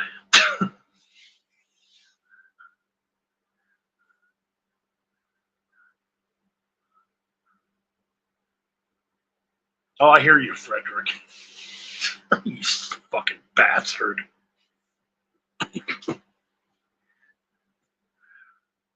No, like I said, 72 seasons. It's not the worst thing in the world. It's it's just another Metallica album. There's my answer. I mean, Lux Eterna was an all right song. It's kind of back to the Kill 'Em All type of thing. I don't know, man. If anybody's still sitting up here in 2024 expecting Metallica to put out Master of Puppets 2 or Ride the Lightning 2 or Kill 'Em All 2, it's not going to happen. They're a bunch of multimillionaires, you know.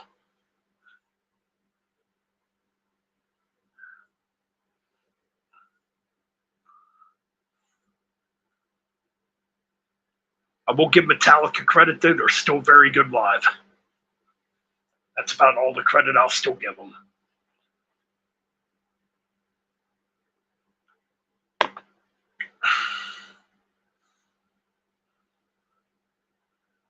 The Grammys are fucking crap, dude. I mean, I knew right away Metallica was going to win it.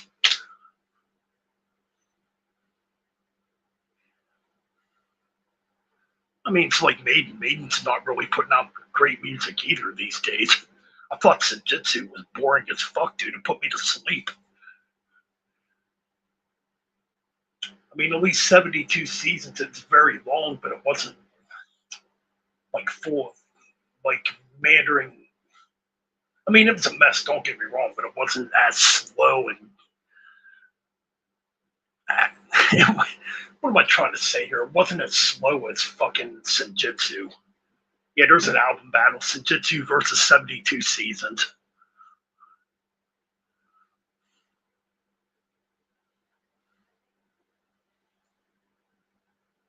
Yeah, it's like to me, 72 Seasons is not a thrash album.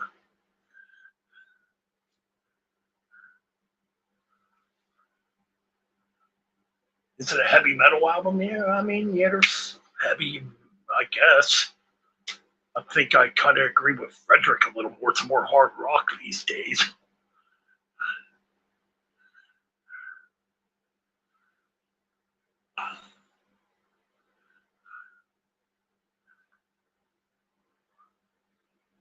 Like, here's the thing: when it comes to thrash metal, okay, and I was just talking to Scott Waters about this because we're talking about the band Deliverance, and Jimmy P. Brown has basically stated he's no longer into thrash metal.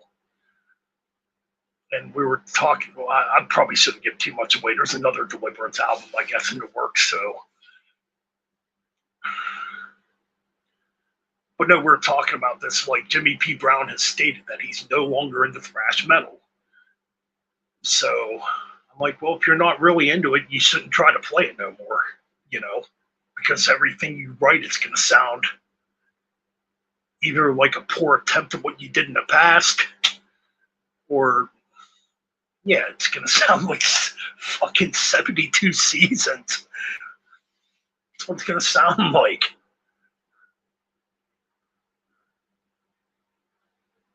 He's a great fucking guitar player. Though. Jimmy P. Brown never gets mentioned. That dude can play.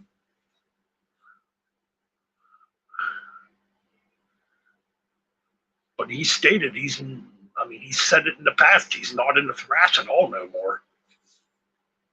I mean, what he does now is kind of like, I mean, it's still kind of metal. It's more, I guess, Queensryche, David Bowie type of stuff.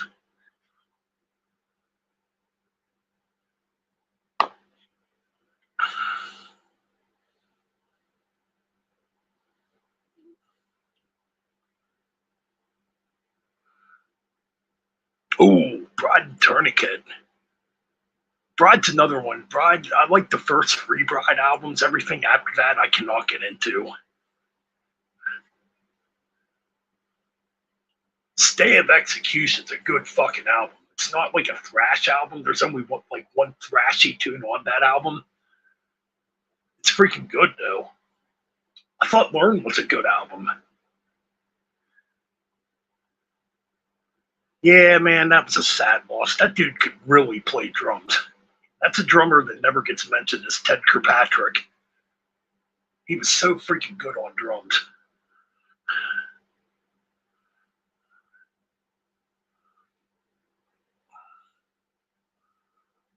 But no, Stay of Execution, I thought Learn was fucking good. Learn's a really good album. There's no thrash on Learn. It's like straight up, it's pretty much a doom metal album in a lot of ways. All right, me Metal Mike, thanks for joining in, dude. I don't know, man. Hopefully you get that. Hopefully you get your new phone. We can start doing some lives again here soon again. That's been a while, man. It's been a fucking while, bro.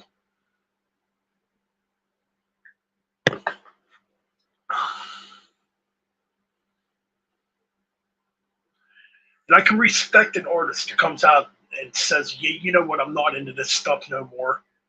Yeah, you might be mad at first because you know him for that stuff. But when they're honest about it, it matters. Like to me, Metallica, because the fans want them to play thrash, they're forcing themselves to try to play thrash. And it's not working.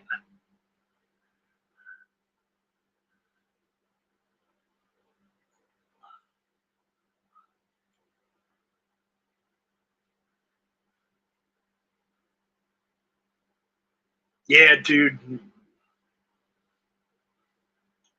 Yeah, you can never let the trolls fucking get you down, man.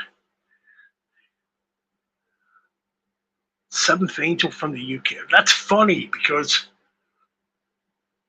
there's another band that came out called Seventh Angel.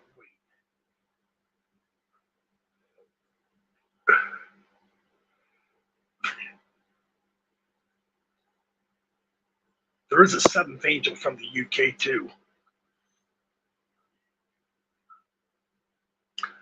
That thrash shouldn't be forced. If you're not into playing it no more, don't fucking play it.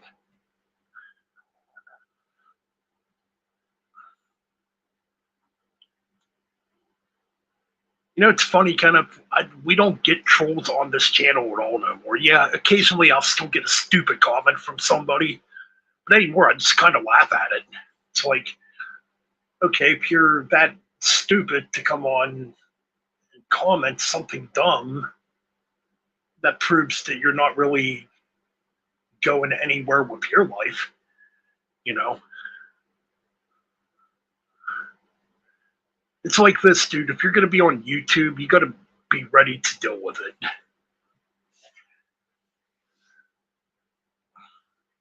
Because you're going to have haters no matter where the fuck you go.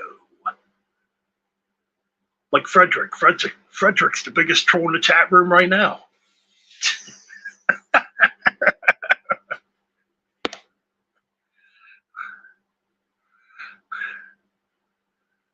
Yeah, man.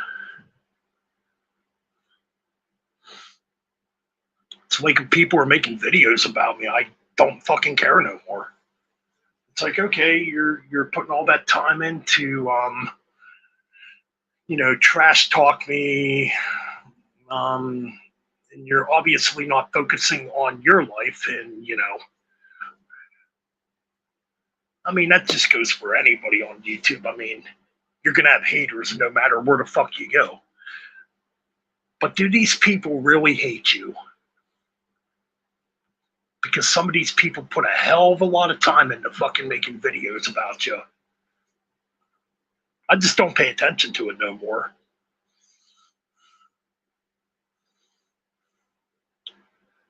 You know what I do remember, Troll? Actually, a real pretty good black metal project. I do remember that though.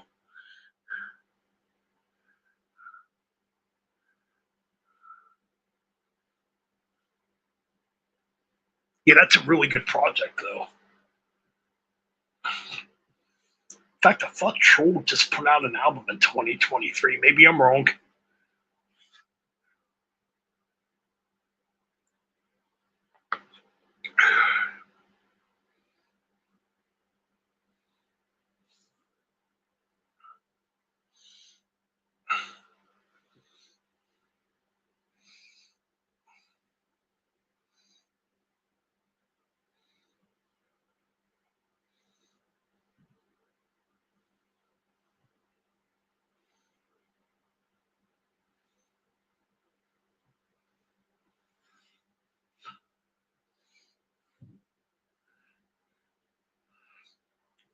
So yeah, man, Ken up here in the chat's a really cool dude. He sends me a lot of cool music because this dude loves fucking metal. That's right. Killer. No, I do actually remember the band Killer Dwarves. They were around. God, I think they were around since '83.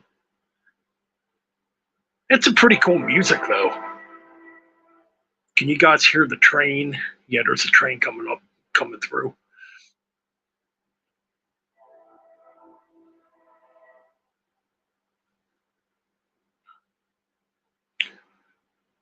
Yeah, Killer Dwarfs had some pretty cool music. I mean, they were kind of glammy, but yeah, I mean, they had some like straight up just heavy metal stuff too. They were never like speed metal. In fact, I think Killer Dwarfs was signed to Sharpnel Records too back in '83.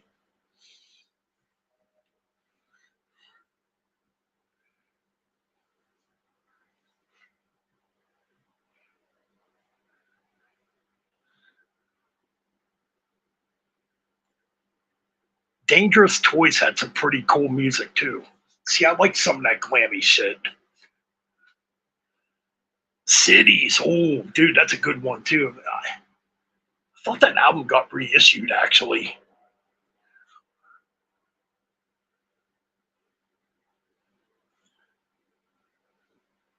Yes, Cities was like speed metal almost. AJ Pira, man, he was a fucking excellent drummer, dude. I'm happy I got to see him a year before he passed away, you know. Yeah, saw him with Twisted Sister 10 years ago, actually, at some club in, I think it was near Scranton, PA, man. Dude, Twisted Sister fucking tore it up, man. AJ was beating the fuck out of the drums. It was great, man.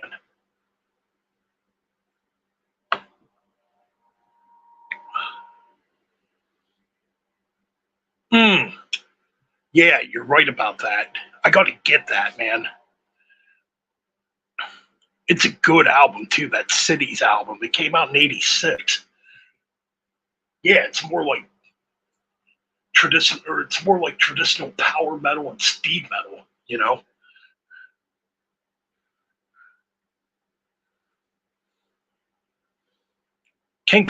dude, King Valley's the fucking man when it comes to metal. That dude knows his fucking shit. He'd probably call all of us posers right now. That dude fucking hated Megadeth. I think the only thing by Metallica he liked was the No Life Till Leather demo.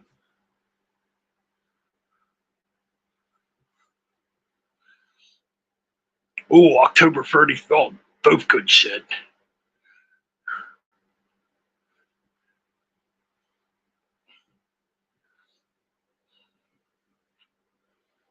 Yeah, King Valley fucking rules, dude. That's a motherfucking real metalhead.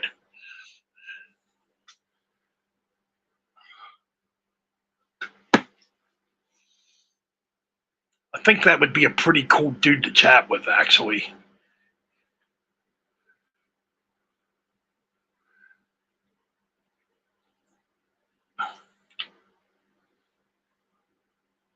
Oh, I heard about that too. Apparently, Apparently, he almost knocked out Dave Mustaine way back in the day. I don't know how true that is.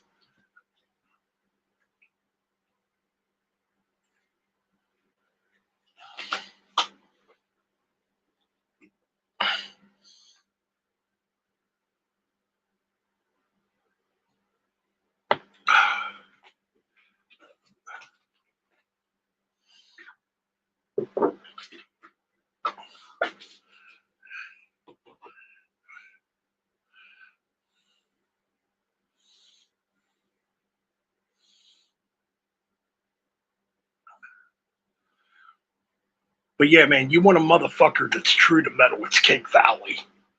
That dude never fucking changed. All about the underground, man.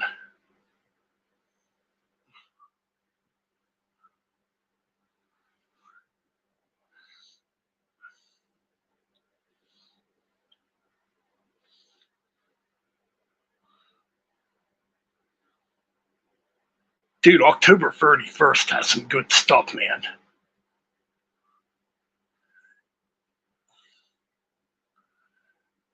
Yeah, the thing is, when it comes to like true metal, of course, all the poser shit became popular because nobody can handle, or yeah, these people that follow the poser crap can't handle the underground shit, the real stuff, So,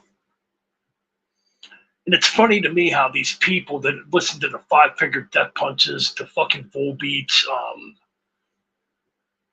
even the Metallicas, sit there and go, "Oh, you're just jealous because nobody cares about underground metal."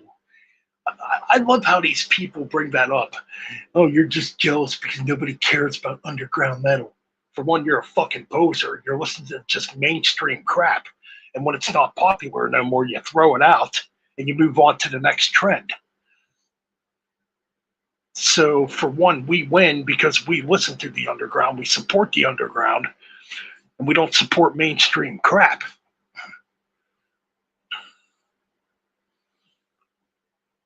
So it's the dumbest fucking argument in the world when these people do that shit. Oh, you're just jealous because you're irrelevant. You're not popular.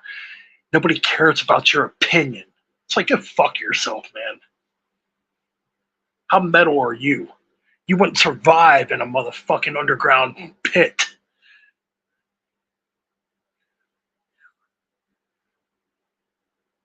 Oh, the tape trading days, man. Those were fucking cool. I mean, I never tape traded because, well, back in 1980, 81, I was just a fucking baby. But yeah, I do remember that shit, though, the tape trading days, man.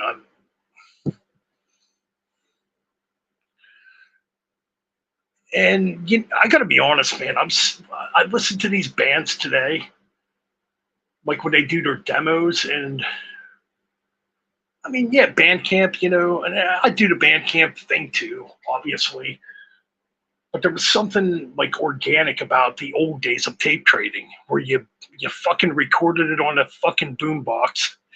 It sounded like shit, but it sounded fucking real. Like today, yeah, anybody can record on an iPad and make a demo, I'm guilty of it too. I've done it too. And I actually do have a 4-track recorder where I could actually record the raw old school way again. And I still have it. But yeah, there was something about just the rawness of those early demos that fucking just felt like this was music that gravitated to you as the listener because the mainstream crap is so goddamn clean. And you listen to this stuff and it's like, you know what? You feel like you're listening to something that's fucking real, that this band put all their time and effort into writing, you know? You know what I mean?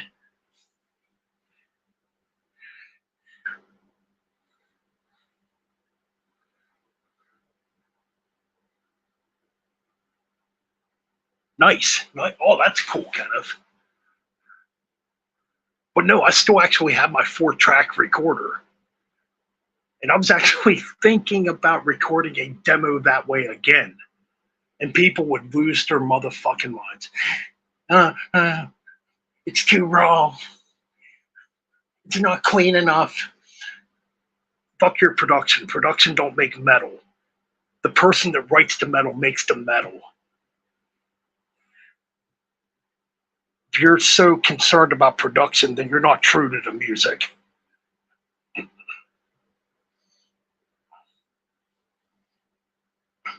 Which, don't get me wrong, yes, there's bands, they want great production. Don't get me wrong. But to me, the real music comes out when it's fucking raw and pissed off. you know?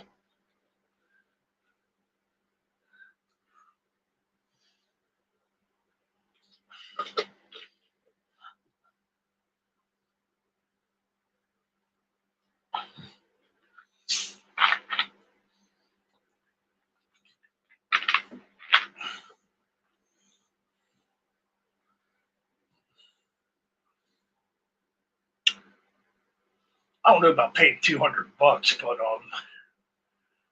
well, that kind of bugs me too with YouTube because, well, just any social media site because, like Spotify, I don't use Spotify. Like, don't get me wrong, people will send me crap from Spotify, their playlist. I don't fucking use it.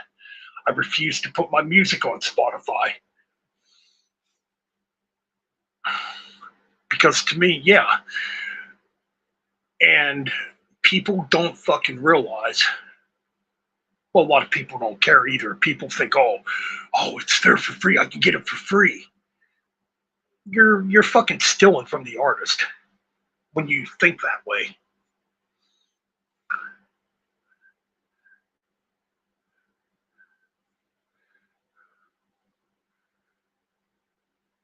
Like the thing is, I mean, if you really like that band, you're gonna buy a copy of their fucking album when it drops. You're not gonna defend on YouTube, Spotify, and all that crap. You're gonna buy it.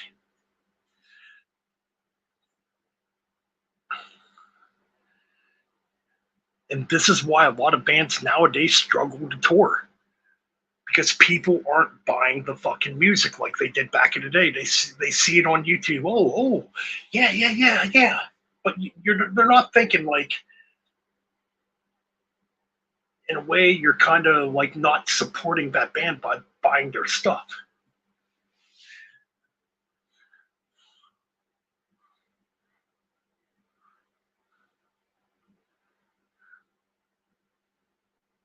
Shit, Jay, is that what you do for a living, man? Jay Tyrus, cool ass name. That's pretty cool, man. If you're actually in, the record selling business.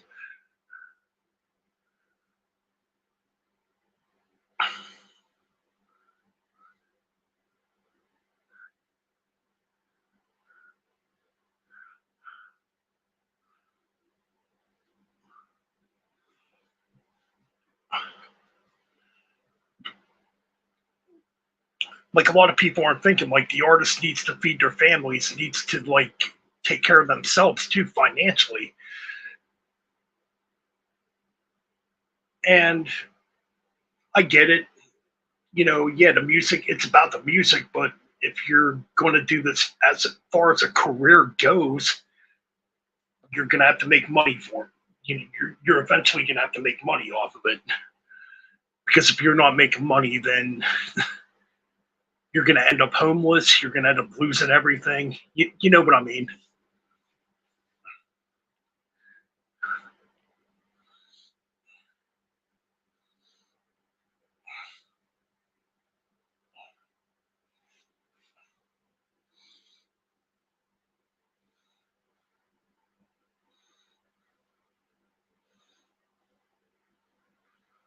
Like a lot of bands, fuck, can't afford to tour right now.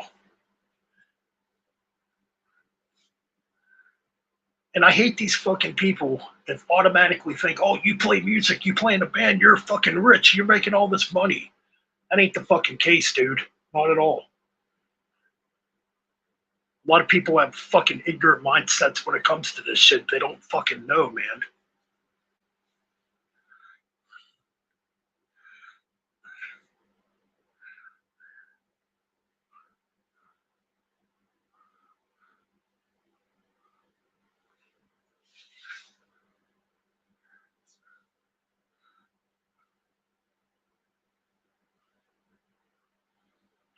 It's kind of like you got to go back to the 90s, like, like when the thrash metal thing and the heavy, or, the thrash metal thing and glam metal thing was dying out.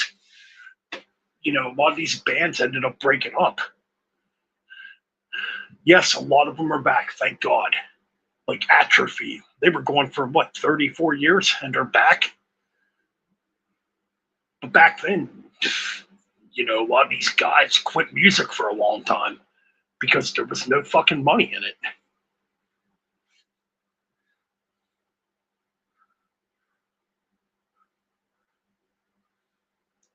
Yeah, it's not about the money for me. I love this fucking music. Like the day I start doing this for the fucking money, that's the day it's never gonna happen, dude. That's when you change, you deny being a metalhead.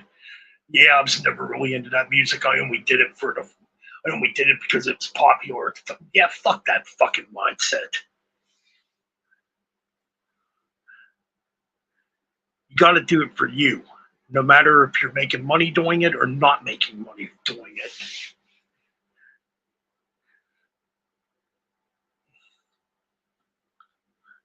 Well, you got to think too. Back in '91, too. Yeah, back in 1991 when Metallica put out the Black Album. Look how many fucking thrash bands tried going commercial. Exodus tried it. Flotsam and Jetsam tried it. Testament tried it with the Ritual. Um, there's a couple others too. Suicidal Tendencies with Art of Rebellion. Holy crap, did they really trim down their sound on that album? Yeah, once the Black Album came out, man, like a lot of those thrash bands were slowing down. They were either the record company was in their ears saying, "Oh yeah, dude, if you do this, it's gonna make you money." A lot of these bands got fucking screwed.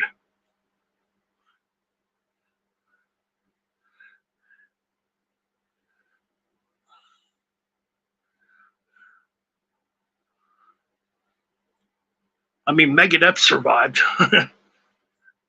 but then again, it's like envy. Megadeth only did it for it because Dave Mustaine was so envy with with Metallica. Oh yeah, they're slowing down. Well, we got to make our Black Album now, which I still think Countdown to Extinction's a better album than the Black Album. But I just remember all that stuff because I hear Black by Overkill. Yeah, and next album in Overkill's back to playing thrash. You know, All Risk was fucking horrible. I cannot believe I bought that as a new album back in '99.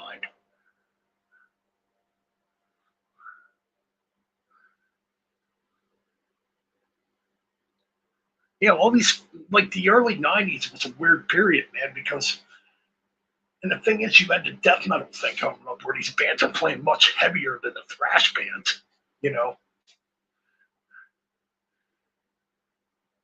And you got these old thrash bands slowing the fuck down. The only band that stayed true was Tankard. Tankard's the only band that kept playing thrash throughout the '90s.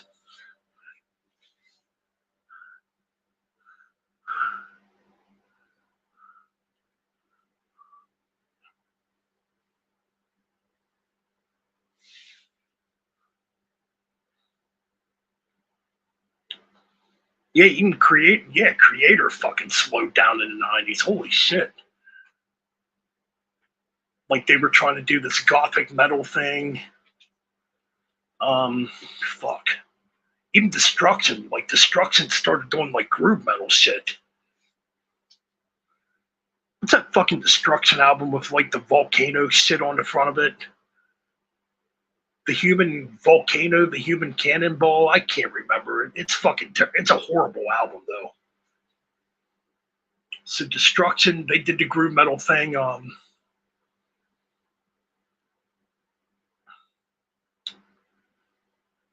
Sodom was Sodom kind of got weird in the '90s too.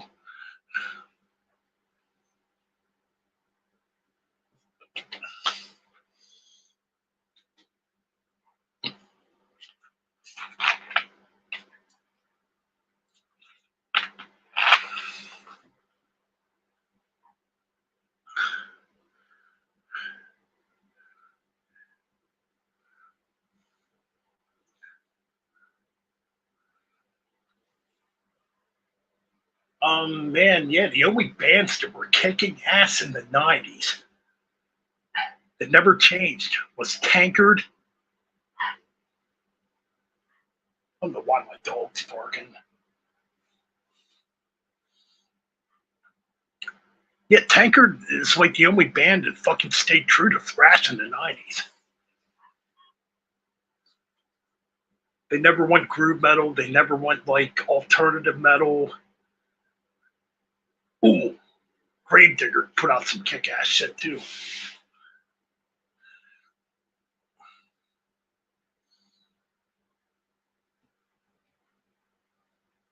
Yeah, the '90s were fucking weird, man.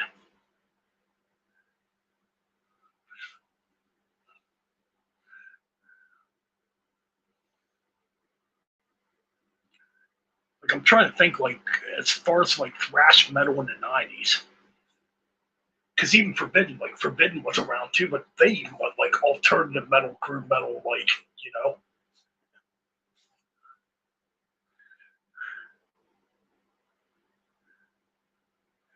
All right, Frederick, take it easy, man. Holy shit, I'm over 2 hours long here.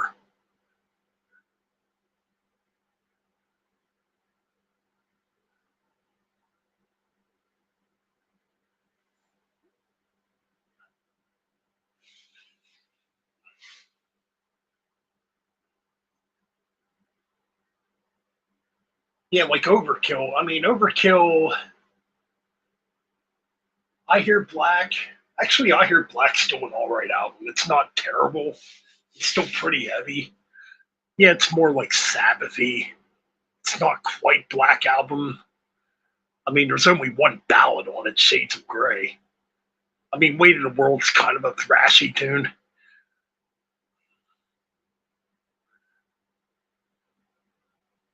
Heathen fucking rules, dude. I love Heathen.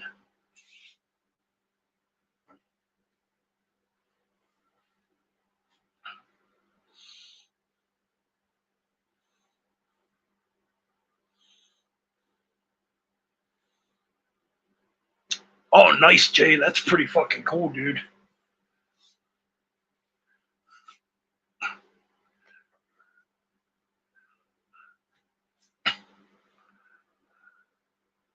Dude, there's a lot of good metal in fucking Florida, man.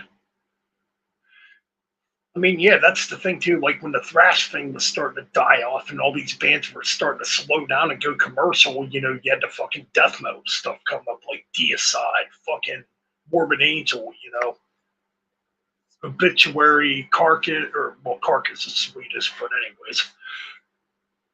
But yeah, and you had Cannibal Corpse and all that fucking heavier shit, you know. Then obviously in Norway you had the black metal shit, which was like anti-mainstream, anti-clean production.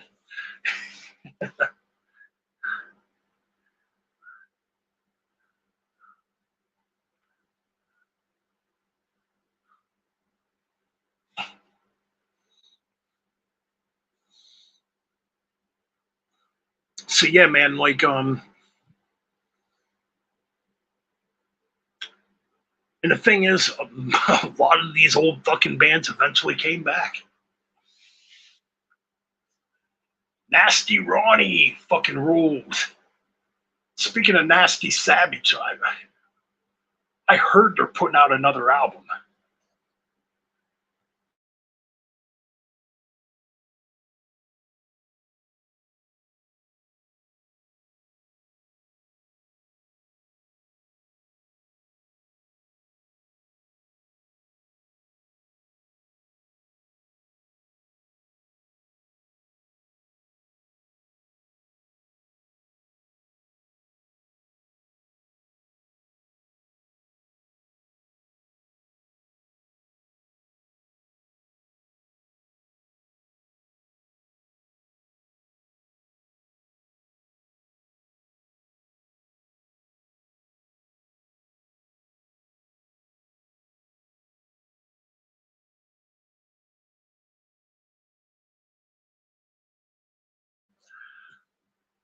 Yeah, I heard this like a year ago, man, that Nasty Savage was working on a new album.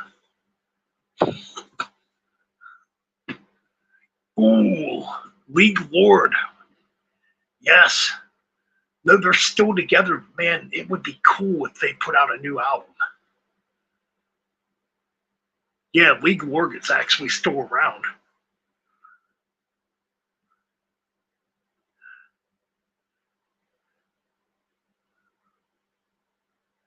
Mortal Strike, fuck yeah, man.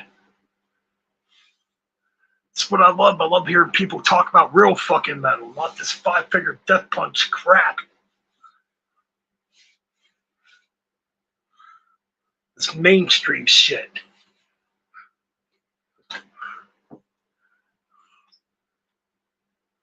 Mortal Sin was like the Metallica, or yeah, Mortal Sin was like the Australian Metallica. They were fucking good,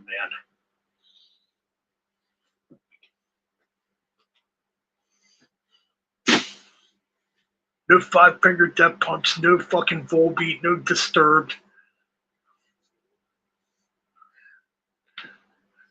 no fucking metalcore, no goddamn deathcore, no poser shit, man. I want to hear the real fucking shit.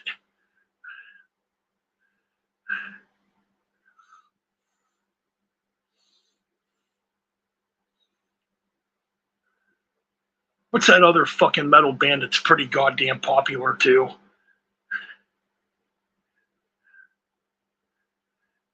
Oh, what the fuck are they called? They got a pretty hot lead singer, but the music is so fucking terrible. And I think the chick used to be a Playboy model.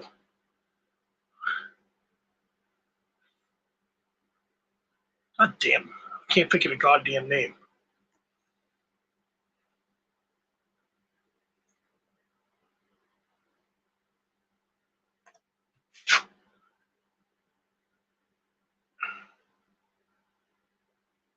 Oh no, they sang this song called, or they sang this fucking song. Do you think I'm a whore? Fucking horrible, god awful crap. No, not Butcher Babies. They're pretty hot too, but and their music fucking blows. Oh god damn.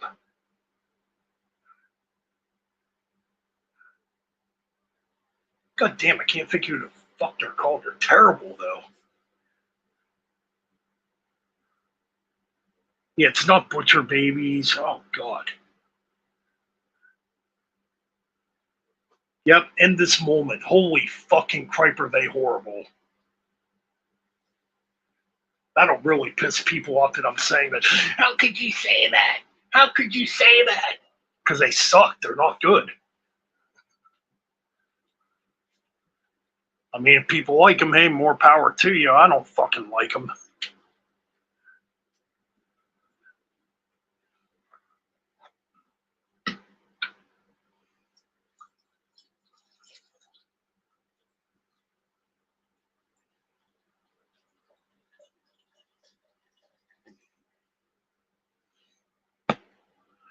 Yeah, don't get me wrong. That lead singer from In This Moment's hot as fuck, but that doesn't mean you put out great music.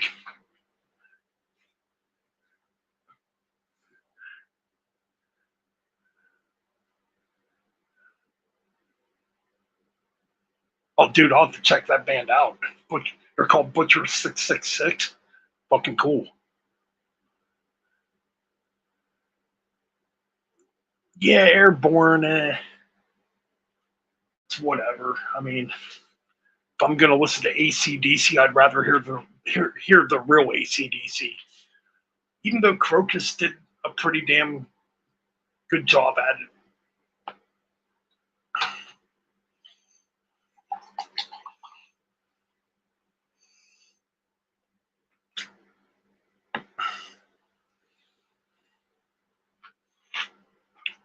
Why did Ripper Owens piss you off?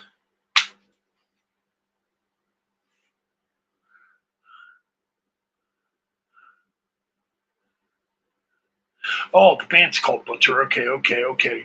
Jay, I'll definitely have to look that up, dude. I can definitely tell you know your fucking metal. I know Kenneth knows his metal.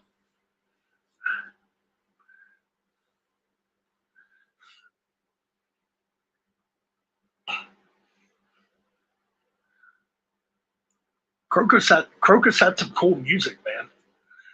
Headhunter's a good album. I think my favorite Crocus album is probably Metal Rendezvous. That's a really good album.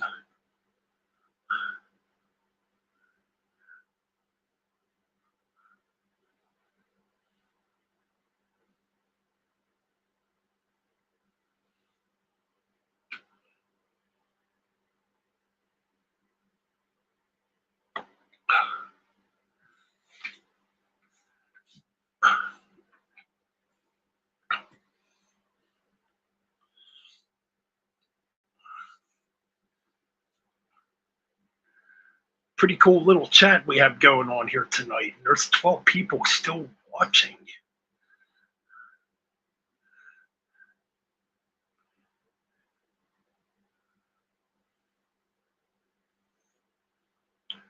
Oh my god, that first Crocus album. Yeah, man, I agree. Yeah, that first album's fucking weird, man.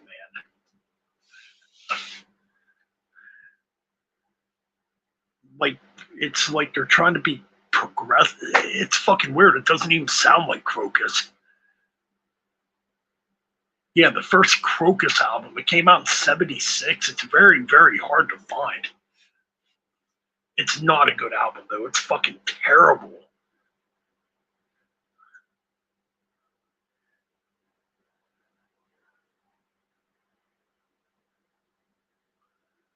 All right, Kenneth, man, thanks for dropping in and hanging out, brother. Kenny, keep calling you Kenneth. Kenny, thanks for dropping by, brother. Chatting, hanging out, man.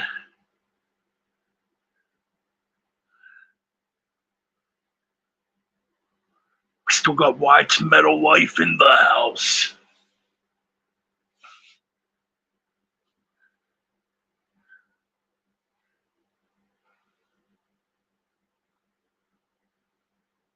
Yeah, there's a few people that kind of hate Metal Ben at the moment. I don't really fucking care no more.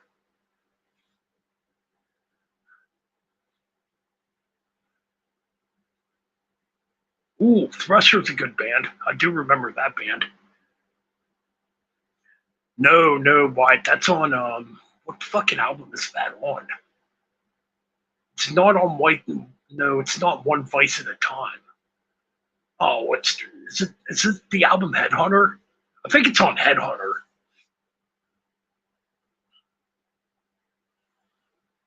Yep, Kenneth or Kenny, you have a good night too, man.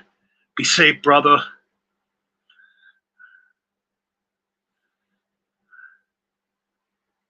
Yeah, it's on Headhunter. That's what I thought. That's a good fucking album, man. One Vice at a Time's a really good album too. That's like their AC/DC sounding album.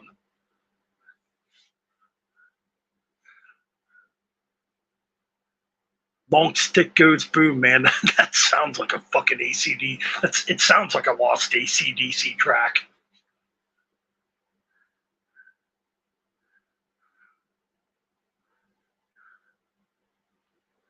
Hell yeah, man. Keep sending the music. I may not always reply back. But hell yes. Keep on fucking showing that love for fucking metal, brother.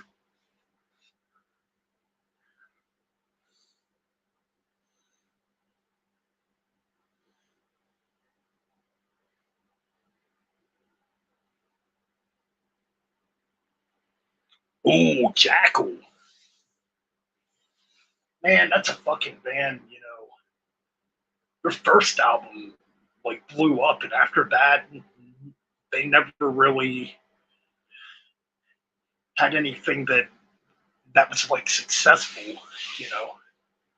Well, what I mean, fucking music's not about that crap, anyways. You write music because you write music. But no, man. Yeah, that first Jackal album, good album, man. I see the sun shining down on you. Well, fucking good shit, dude. Ooh, Tyrant Pace, that's a good one too. Yeah.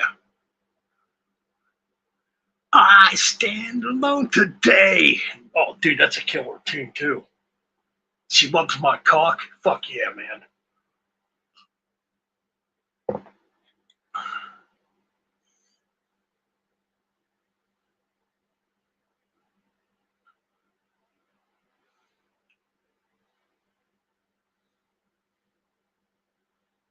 Primal Fear rules. Still putting out pretty cool music. I still didn't buy the last album. Sinner. Fuck yeah. They're a weird one because they started out very yeah, very Thin Lizzy like. And well, yeah, on Wild and Evil 1982. Yeah, that's got a really like raw, gritty, Thin Lizzy type of vibe to it. But then they kind of went into the pop metal shit too. Yeah, they did like some pop metal. Yeah, I actually have Danger Zone on vinyl, man. But yeah, they did the pop metal shit. But then, like in the mid '90s, they came out doing like this fucking painkiller type of fucking shit.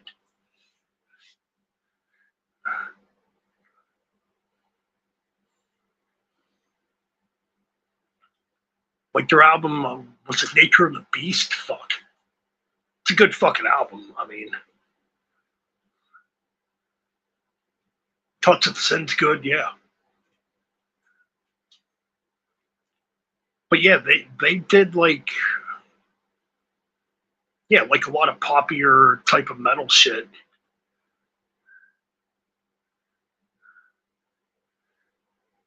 Jag Panther or Satan's they're both pretty fucking good, man. Ooh, Siren's good, man.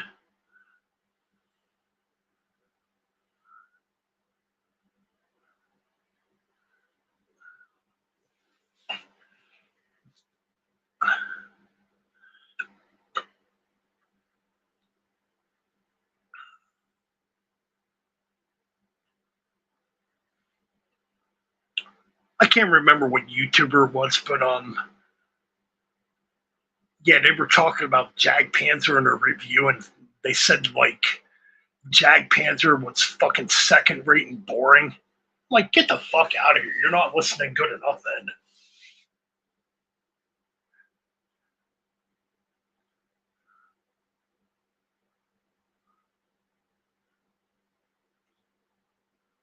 Too Good to Die, isn't that the one from Force of Habit?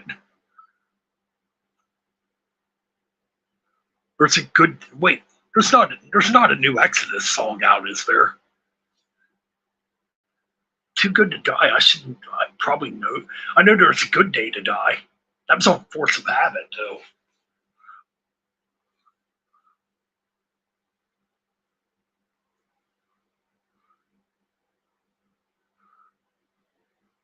I do know Exodus is working on another album.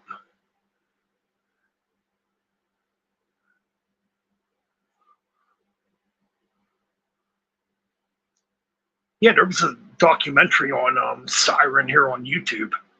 Pretty interesting. I did watch it. You know, it's cool they're back together, man. And Nasty Savage was in that documentary too. Yeah, Good Day. Yeah, I remember Good Day to Die. That's off of Force of Habit.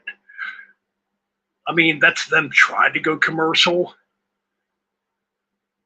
There's still some heavy shit on that album.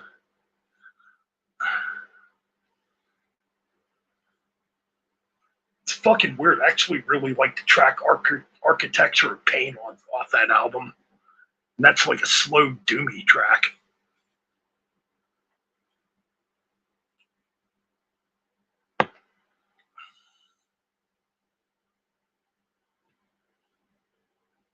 Titan Force fucking rules too, man.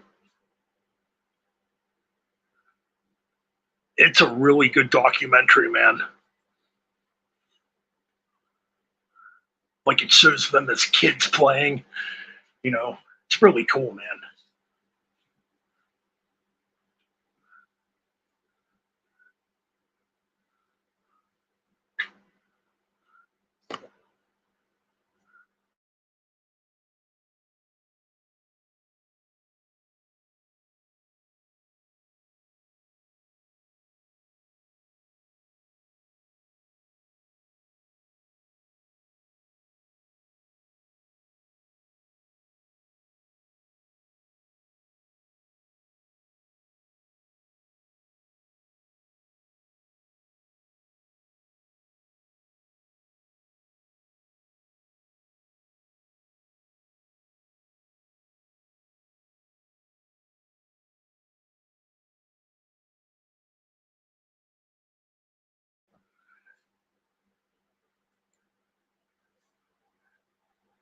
You are never too old to be a metalhead. But no, I think I know what Kyle's talking about, though. Yeah.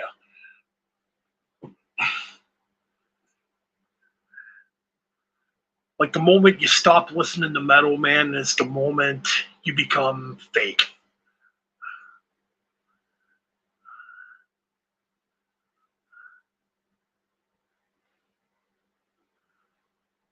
Like I think back through the years, man, like when I was really getting into this stuff when I was younger, I can remember this too. Like back in '88, I mean, I got exposed to this fucking stuff back in '88. Like the more, well, at the time, it would have been like the more extreme side of metal with the thrash, with the Metallicas, the Anthraxes, the Megadeths, the Slayers, the Overkills, Exodus, Metal Church, all that stuff. 1988, man, I got into that stuff, and ever since then, I fucking love it, dude.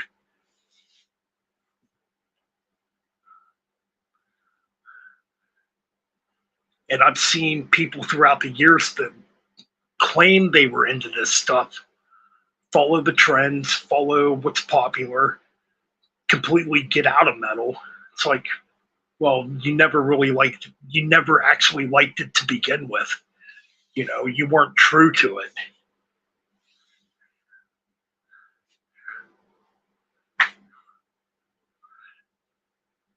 You didn't like delve into the underground and discover new bands to play like a style of music kind of similar, but a band that could be heavier. Absolutely, man. We are the fucking Iron Men when it comes to this fucking music. I went through the grunge stages. I went through the new metal stages. And I stayed true to this fucking music no matter what.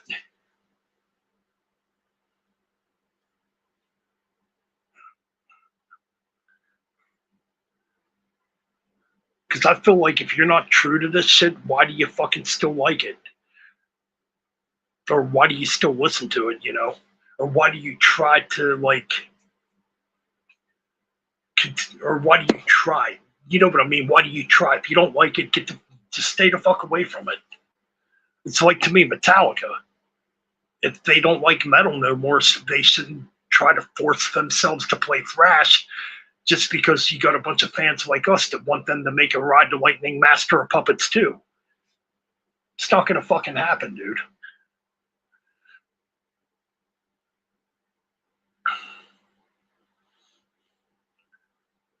Yeah, I think White's like the youngest dude here right now. White's like 27. I forget, dude.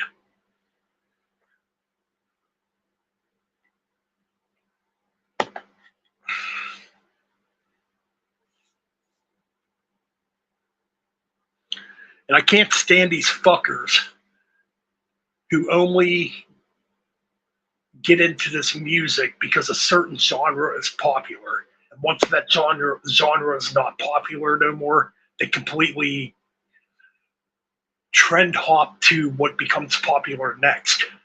Can't stand that shit. That's not fucking metal. That's you being a poser.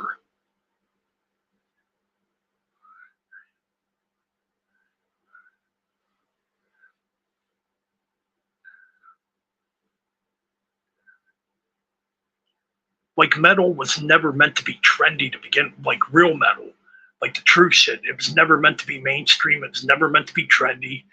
It was never meant to be loved by the masses, only by those certain people who are different,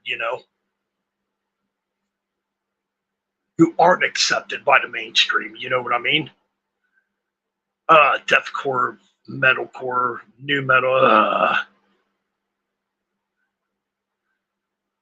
I'm not gonna lie, I did like some early metalcore. Like when metalcore was just coming up, I thought, you know what? Okay, it's kind of raw, it's kind of aggressive, but then metalcore became saturated, commercialized, and just went to shit.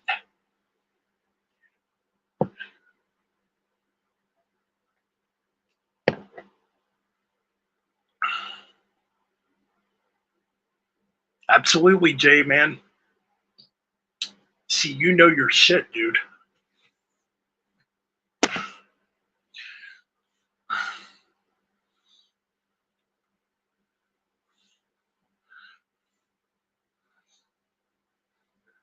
Yeah, man, if you're just following to be popular, it's like I hate to fucking say it, but death metal's pretty fucking popular right now.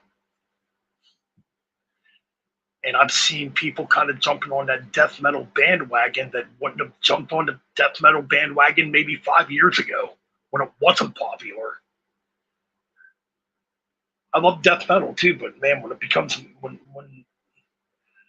a certain audience tries to mainstream it, it just kind of, to me, it loses its value.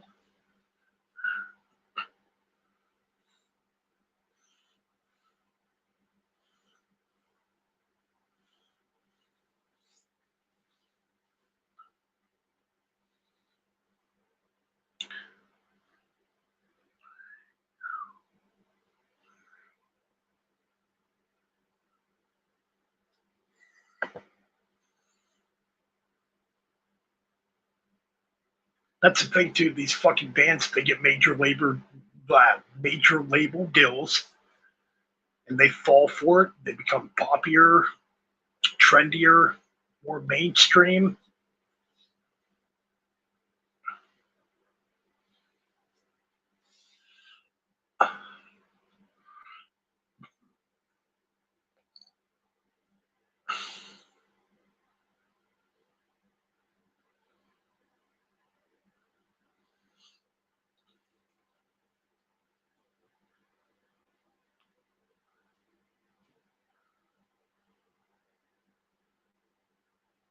Wyatt, I agree.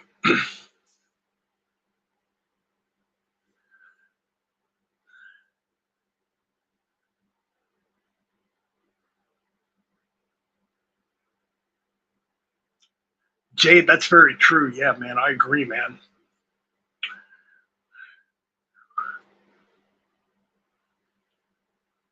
I mean, it's like a double-edged sword. I mean, there's a lot of people that are not going to agree with me on this. As far as like bands when they go more mainstream, you're going to have the defenders. Well, they had to do this because it was making them more money. Okay, whatever, but it's still not proven a fact that the music's better. It gets worse when bands become popular. A lot of the times.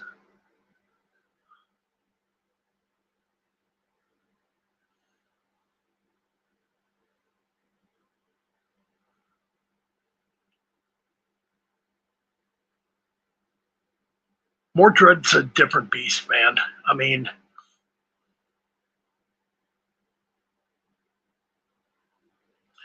exactly.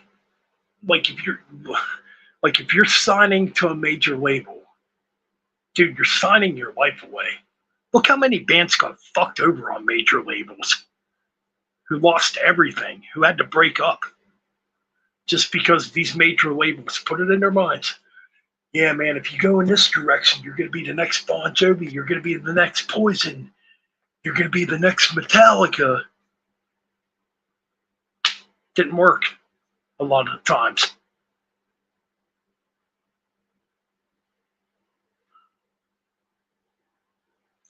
Yeah, man, you're going to be the next big thing.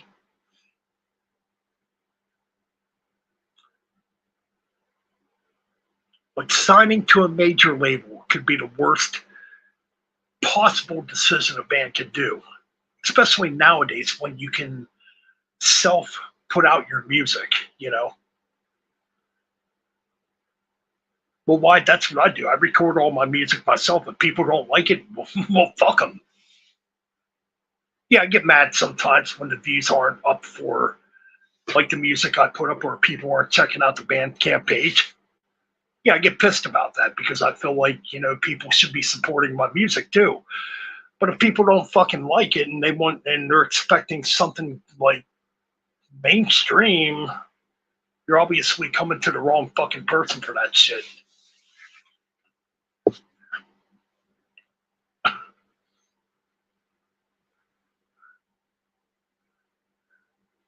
Century and Media want the shit, dude. Yeah, it's a fucking mainstream record label now, and the stuff they're putting out is fucking garbage. It's not like the Century Media back in the 90s when they used to put out like really cool, bands, What's up, Nick? How's it going, brother? Good to see you here, man. Yeah, I'm just kind of ranting. I'm just kind of ranting about the music industry, and you know,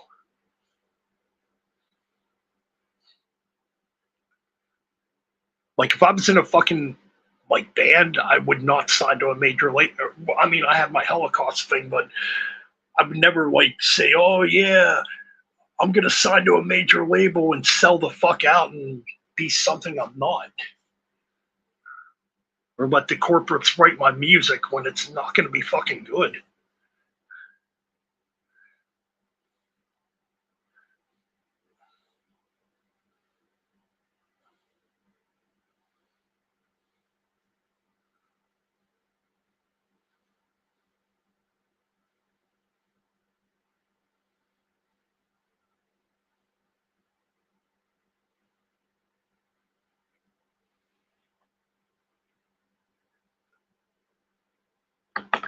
But yeah, all in all, man, I think Century Media's went to fucking shit. Like, there's only one band on that label I like, and that's Enforced. Like, they're not signing the bands they used to sign back. I mean, I get it. You kind of have to move on, whatever, about that shit. But no, like Enforced, they're like killing it. They're like a fucking great thrash band. And they're on Century Media, which is owned by fucking Sony. But there's a lot of stuff that they're putting out. It's like, what the fuck is this?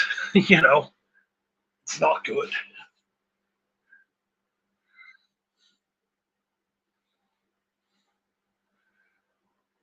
Nuclear Blast, Nuclear Blast still puts out some stuff I like. Even they kind of went like in more of that mainstream direction. The thing I like about Nuclear Blast, though, they have been like reissuing some of their back catalog, which I really like. Like they put out the old Hypocrisy albums.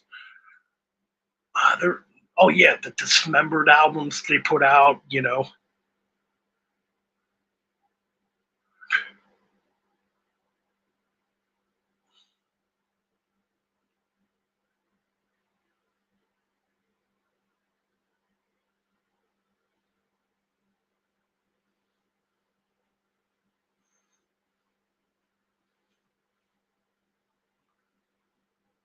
I am actually really looking forward to the new Exhorder album. I heard a new song dropped actually, and I have not checked it out yet.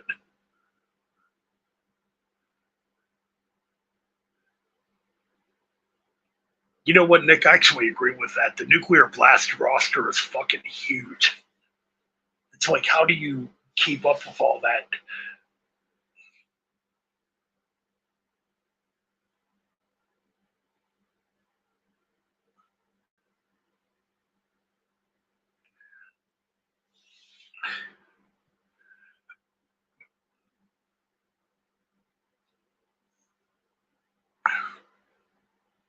Morbid Bun Records, that was a black label record. Wasn't that a black metal label at one point?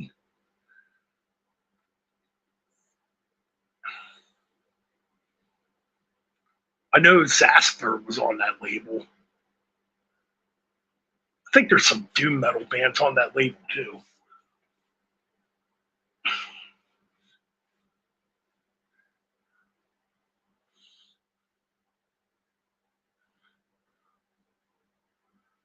Oh, Black Mark Productions, that was a good label too.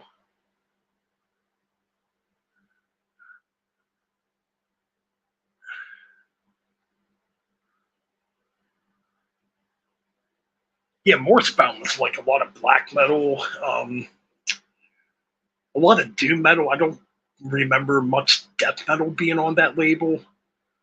Oh man, remember I mean this label one oh Speed King, what's going on, brother? Hey man, it's really cool to see all you guys here, man. I really appreciate talking with you guys, you know.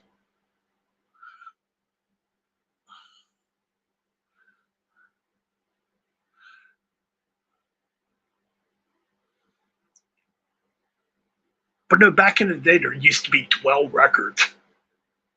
They didn't last very long. But no, Dwell had, they did all those fucking tribute albums like the Iron Maiden, Metallica tribute albums. They tried to they did have bands on their label too, but it wasn't like Dwell Records was not like long. It wasn't long lived, you know.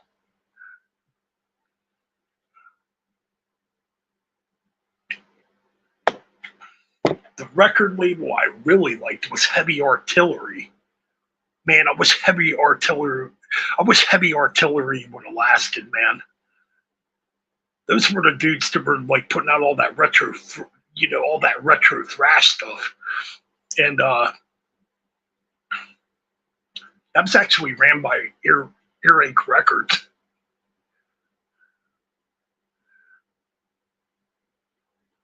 Yeah, that's very true, Nick. You're right about that, man.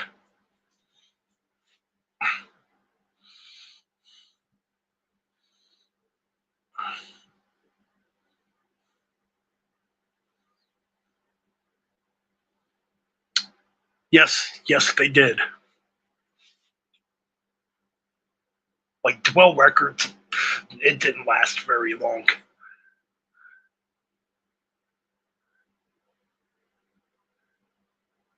Oh, guys, I'm really sorry, man. I've been kind of like bragging for the last, holy shit, it's been almost 3 fucking hours.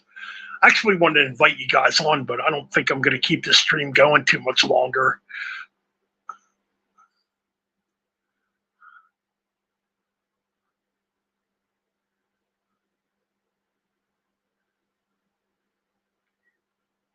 I mean, I guess sometimes it's cool to have just me chatting, you know? But no, next Saturday, dude, if you guys want to do a hangout stream, dude, we'll fucking do it.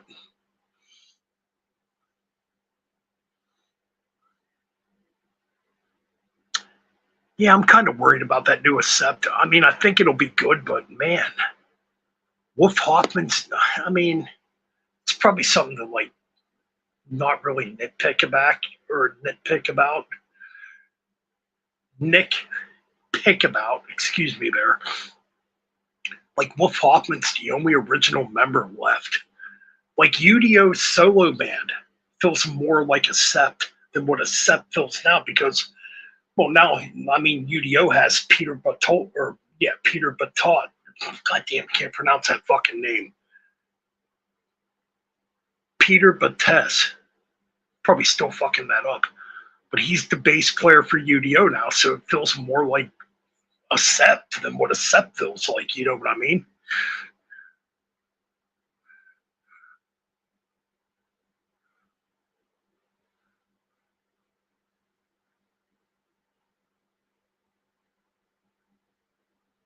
Yeah, speaking, I mean, it's cool. I mean, and I just heard like stories of like Wolf Hoffman's not a very good person to deal with.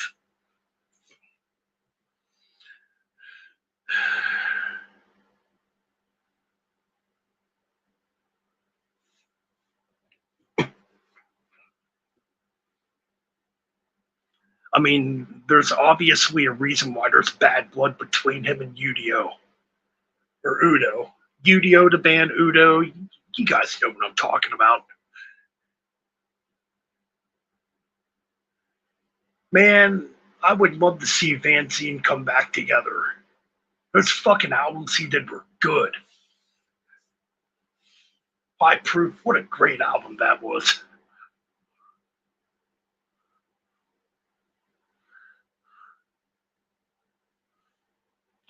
Yeah, guys, I was getting into talking with you guys and kind of lost track of time here. Holy shit, man, we're at almost 3 fucking hours, dude.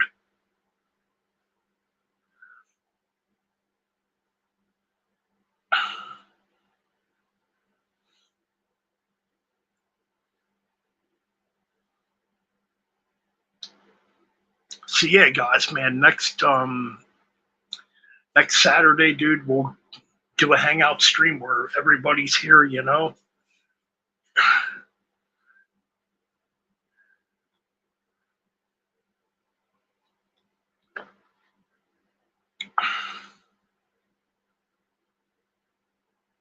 Hey, Jay, man, thanks for coming by, man. You're pretty cool, man.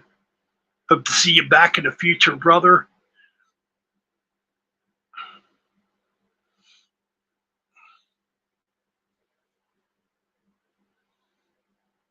I know we had Marty Worm here earlier. Another awesome dude, really cool guy. Heavy Metallurgy, you guys definitely. I'm pretty sure a lot of you are sub to Marty. Heavy Metallurgy, you definitely have to sub to Heavy Metallurgy. Thralls of Metal Nick, if you're not sub to him, definitely go fucking sub to Nick. Yeah, I'm smaller, but I have no problem supporting my friends here on YouTube. You know, that's what it's all about here, building this fucking community, man.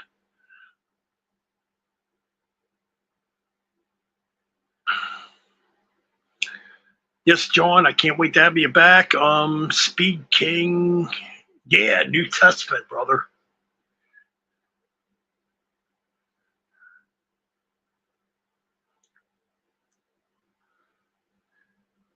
Nick's a cool dude, man. Thralls of Metal. I mean, these guys, you know what? They're fucking awesome dudes, man. I mean,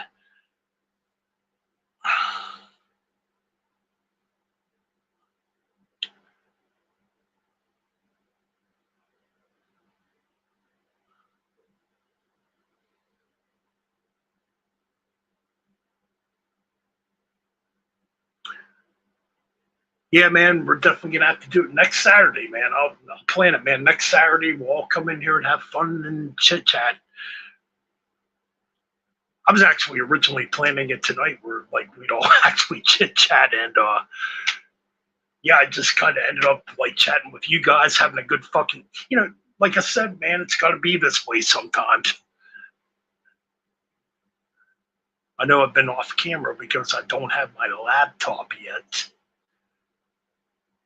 We got, oh man, King of Swords. Dude, we got Mike in the house. King of Swords. What's up, my man? What's going on, brother? Good to see you here, dude.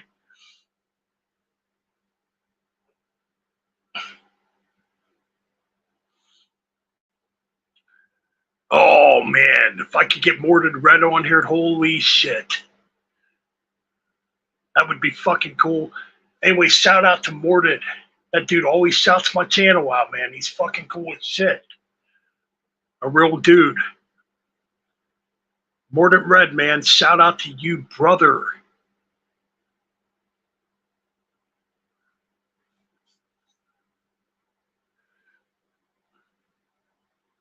That'd be a fun ass stream if we could get him on here, man.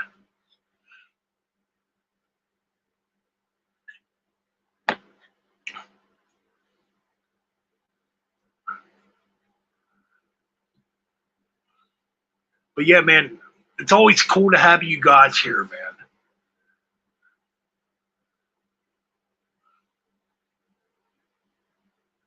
Fuck yeah, he's a fucking cool ass dude, man.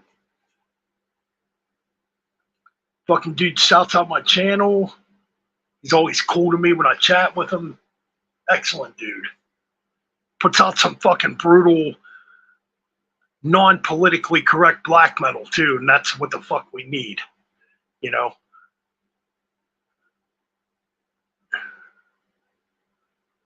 Thank you, Speed King. I mean, I think we're doing all right, you know.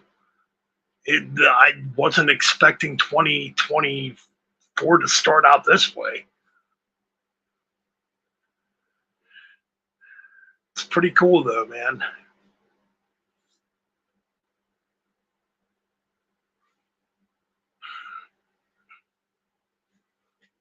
And y'all know me. Yeah, I got an edge. I got a fucking attitude, but I appreciate all my fucking subscribers and everybody that stands by me, man. Yeah, I can get an attitude at times. It happens.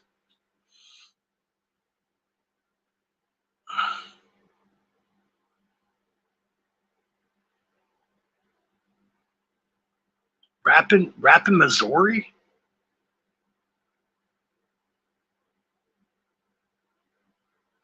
I mean, I don't really know much about the Missouri metal market.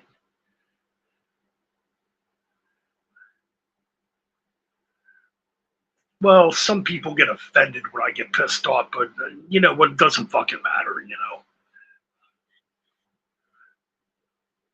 If you're gonna get offended by shit, dude, you obviously don't need to be my friend. I mean, that's just the way I look at it.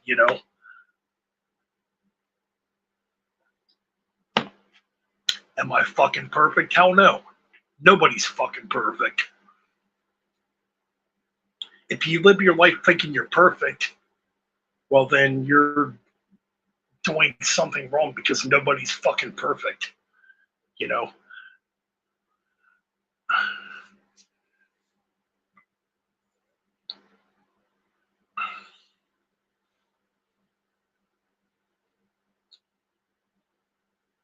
I mean, the thing is, we're all human. We all bleed red. We all eventually die. We all make mistakes. Yes, some of the mistakes we make, yeah, we definitely fucking frown over. But at the end of the day, we're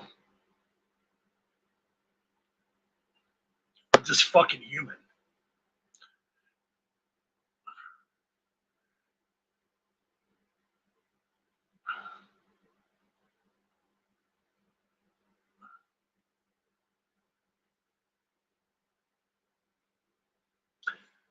Speaking exactly, we all bleed the metal. Absolutely, brother. You know it, man.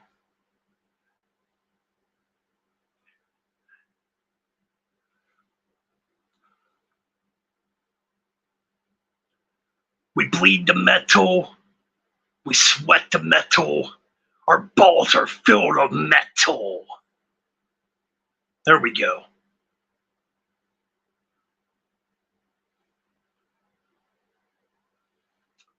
Man, I wish Metal Maniacs magazine would come back. I know it's fucking 2024, but you know what? Sitting here thinking to myself, like 30 years as a metalhead, somebody that fucking loves this music, sometimes instead of looking at YouTube, I'd rather fucking open up a magazine and read about a fucking band. And that's what Metal Maniacs brought in, like Metal Edge. I mean, Metal Edge was more commercial. Then you had like Brave Words, Bloody Knuckles. You had Thrasher magazine, Metal Forces. You had all these cool ass fucking magazines back in the day. You don't got that shit nowadays. Yeah, Metal Hammer. Yeah, Metal Hammer. Or yeah, it's a Metal Hammer. Yeah, they're still around, but it's like, nah, dude, I miss the fucking like real magazines.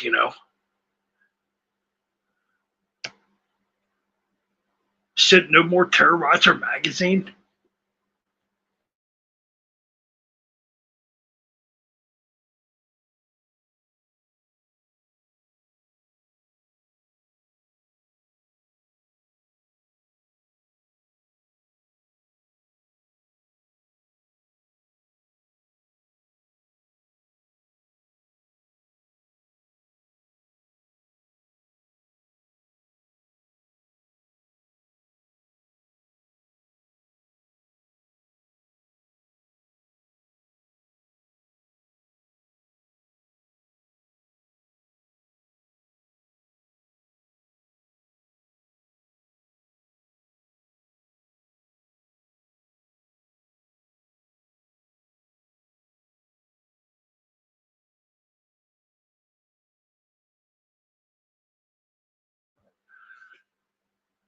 Yeah, Decibel, that's a bit too mainstream. Don't like it. But man, back in the day, you used to have all these fucking cool ass magazines. You know, and it's like we're in this market now where social media has taken over every goddamn thing, and you don't got the fucking magazines no more.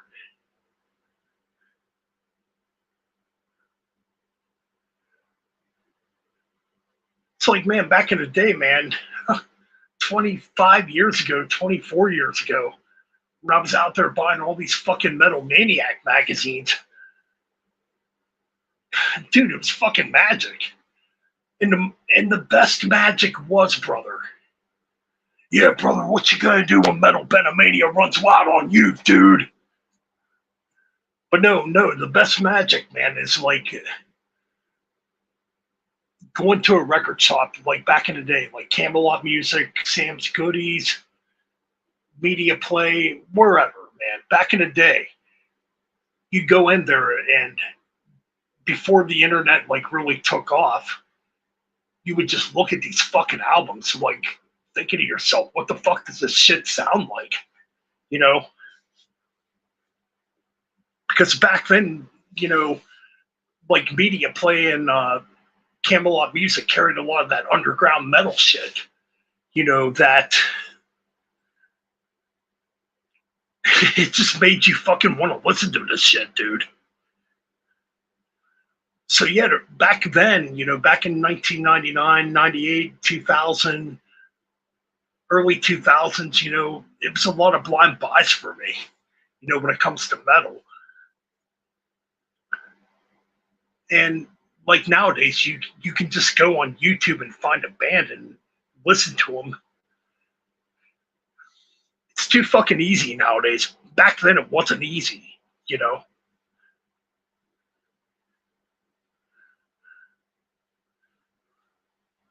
It was not fucking easy back then. Back then, you had to discover those bands on your own if you wanted to listen to them and be fans of those fucking bands.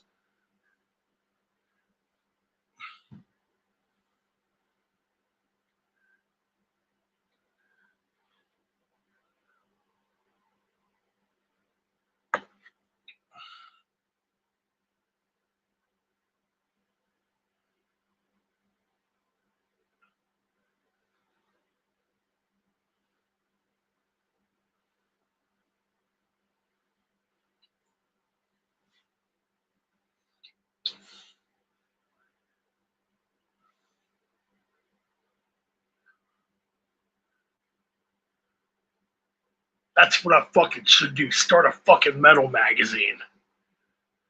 Metal, I don't know what the fuck I'd call it. Nobody fucking buy it anyways because people are so fucking addicted to YouTube and jack off to the fucking bullshit.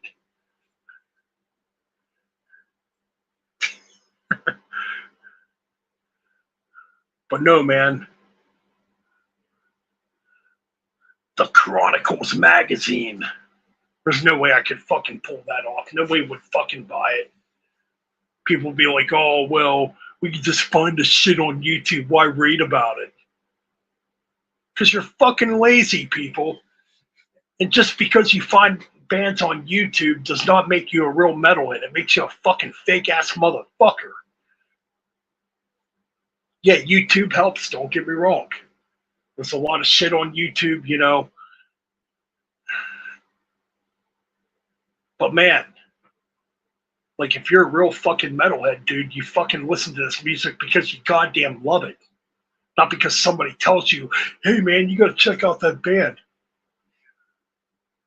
You know? It's like that's the problem, man. People dick ride the fucking internet nowadays for metal. People don't I mean the magazines, dude. God damn, I miss the fucking old days. I feel fucking old, man. Oh yeah, dude, I remember Iron Fist, brother. But that's the thing, people don't want to fucking read nowadays. They just look at YouTube or look at whatever social media site. Oh yeah, man. I'll check this out. I don't know shit about this fucking band, but I'll check it out anyway. You know?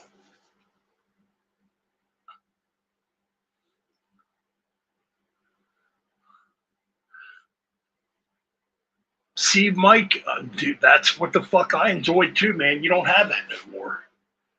In fact, the last year I can remember, like, where the metal magazines were actually still active was probably 2012.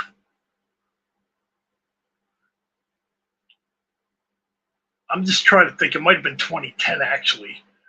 Like the last issue of Metal Maniac magazine, I think I saw in the newsstands Yeah, it must have been around 2010, 2011.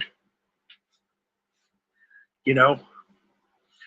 All right, John, take care, brother. Thanks for coming on by, my man. Yes, next weekend, dude. Dude, I'd like to have all you guys on the stream next fucking Saturday night, man.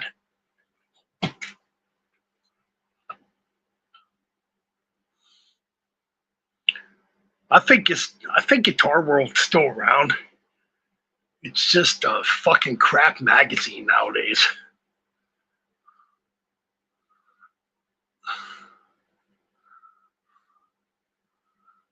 But like a lot of people don't realize the importance of the magazine.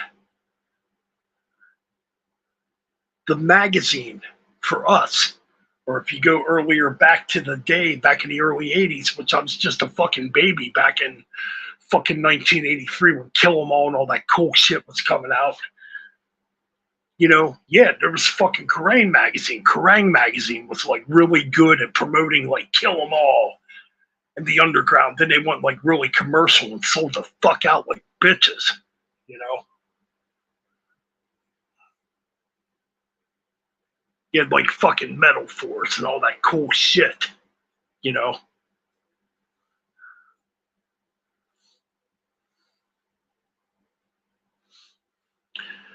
But all in all, guys, we're at the 3 hour mark, dude. I'm gonna fucking end this goddamn stream. Thank you, motherfuckers, for tuning the fuck in tonight. Keeping it real, keeping it motherfucking metal. Talking about the old days, you know. Because that's what the fuck we do here. We bang our motherfucking heads, we raise the motherfucking horns, and we kick motherfucking asses. All right, guys, I'm out. Thank you guys very much. You all motherfucking rule.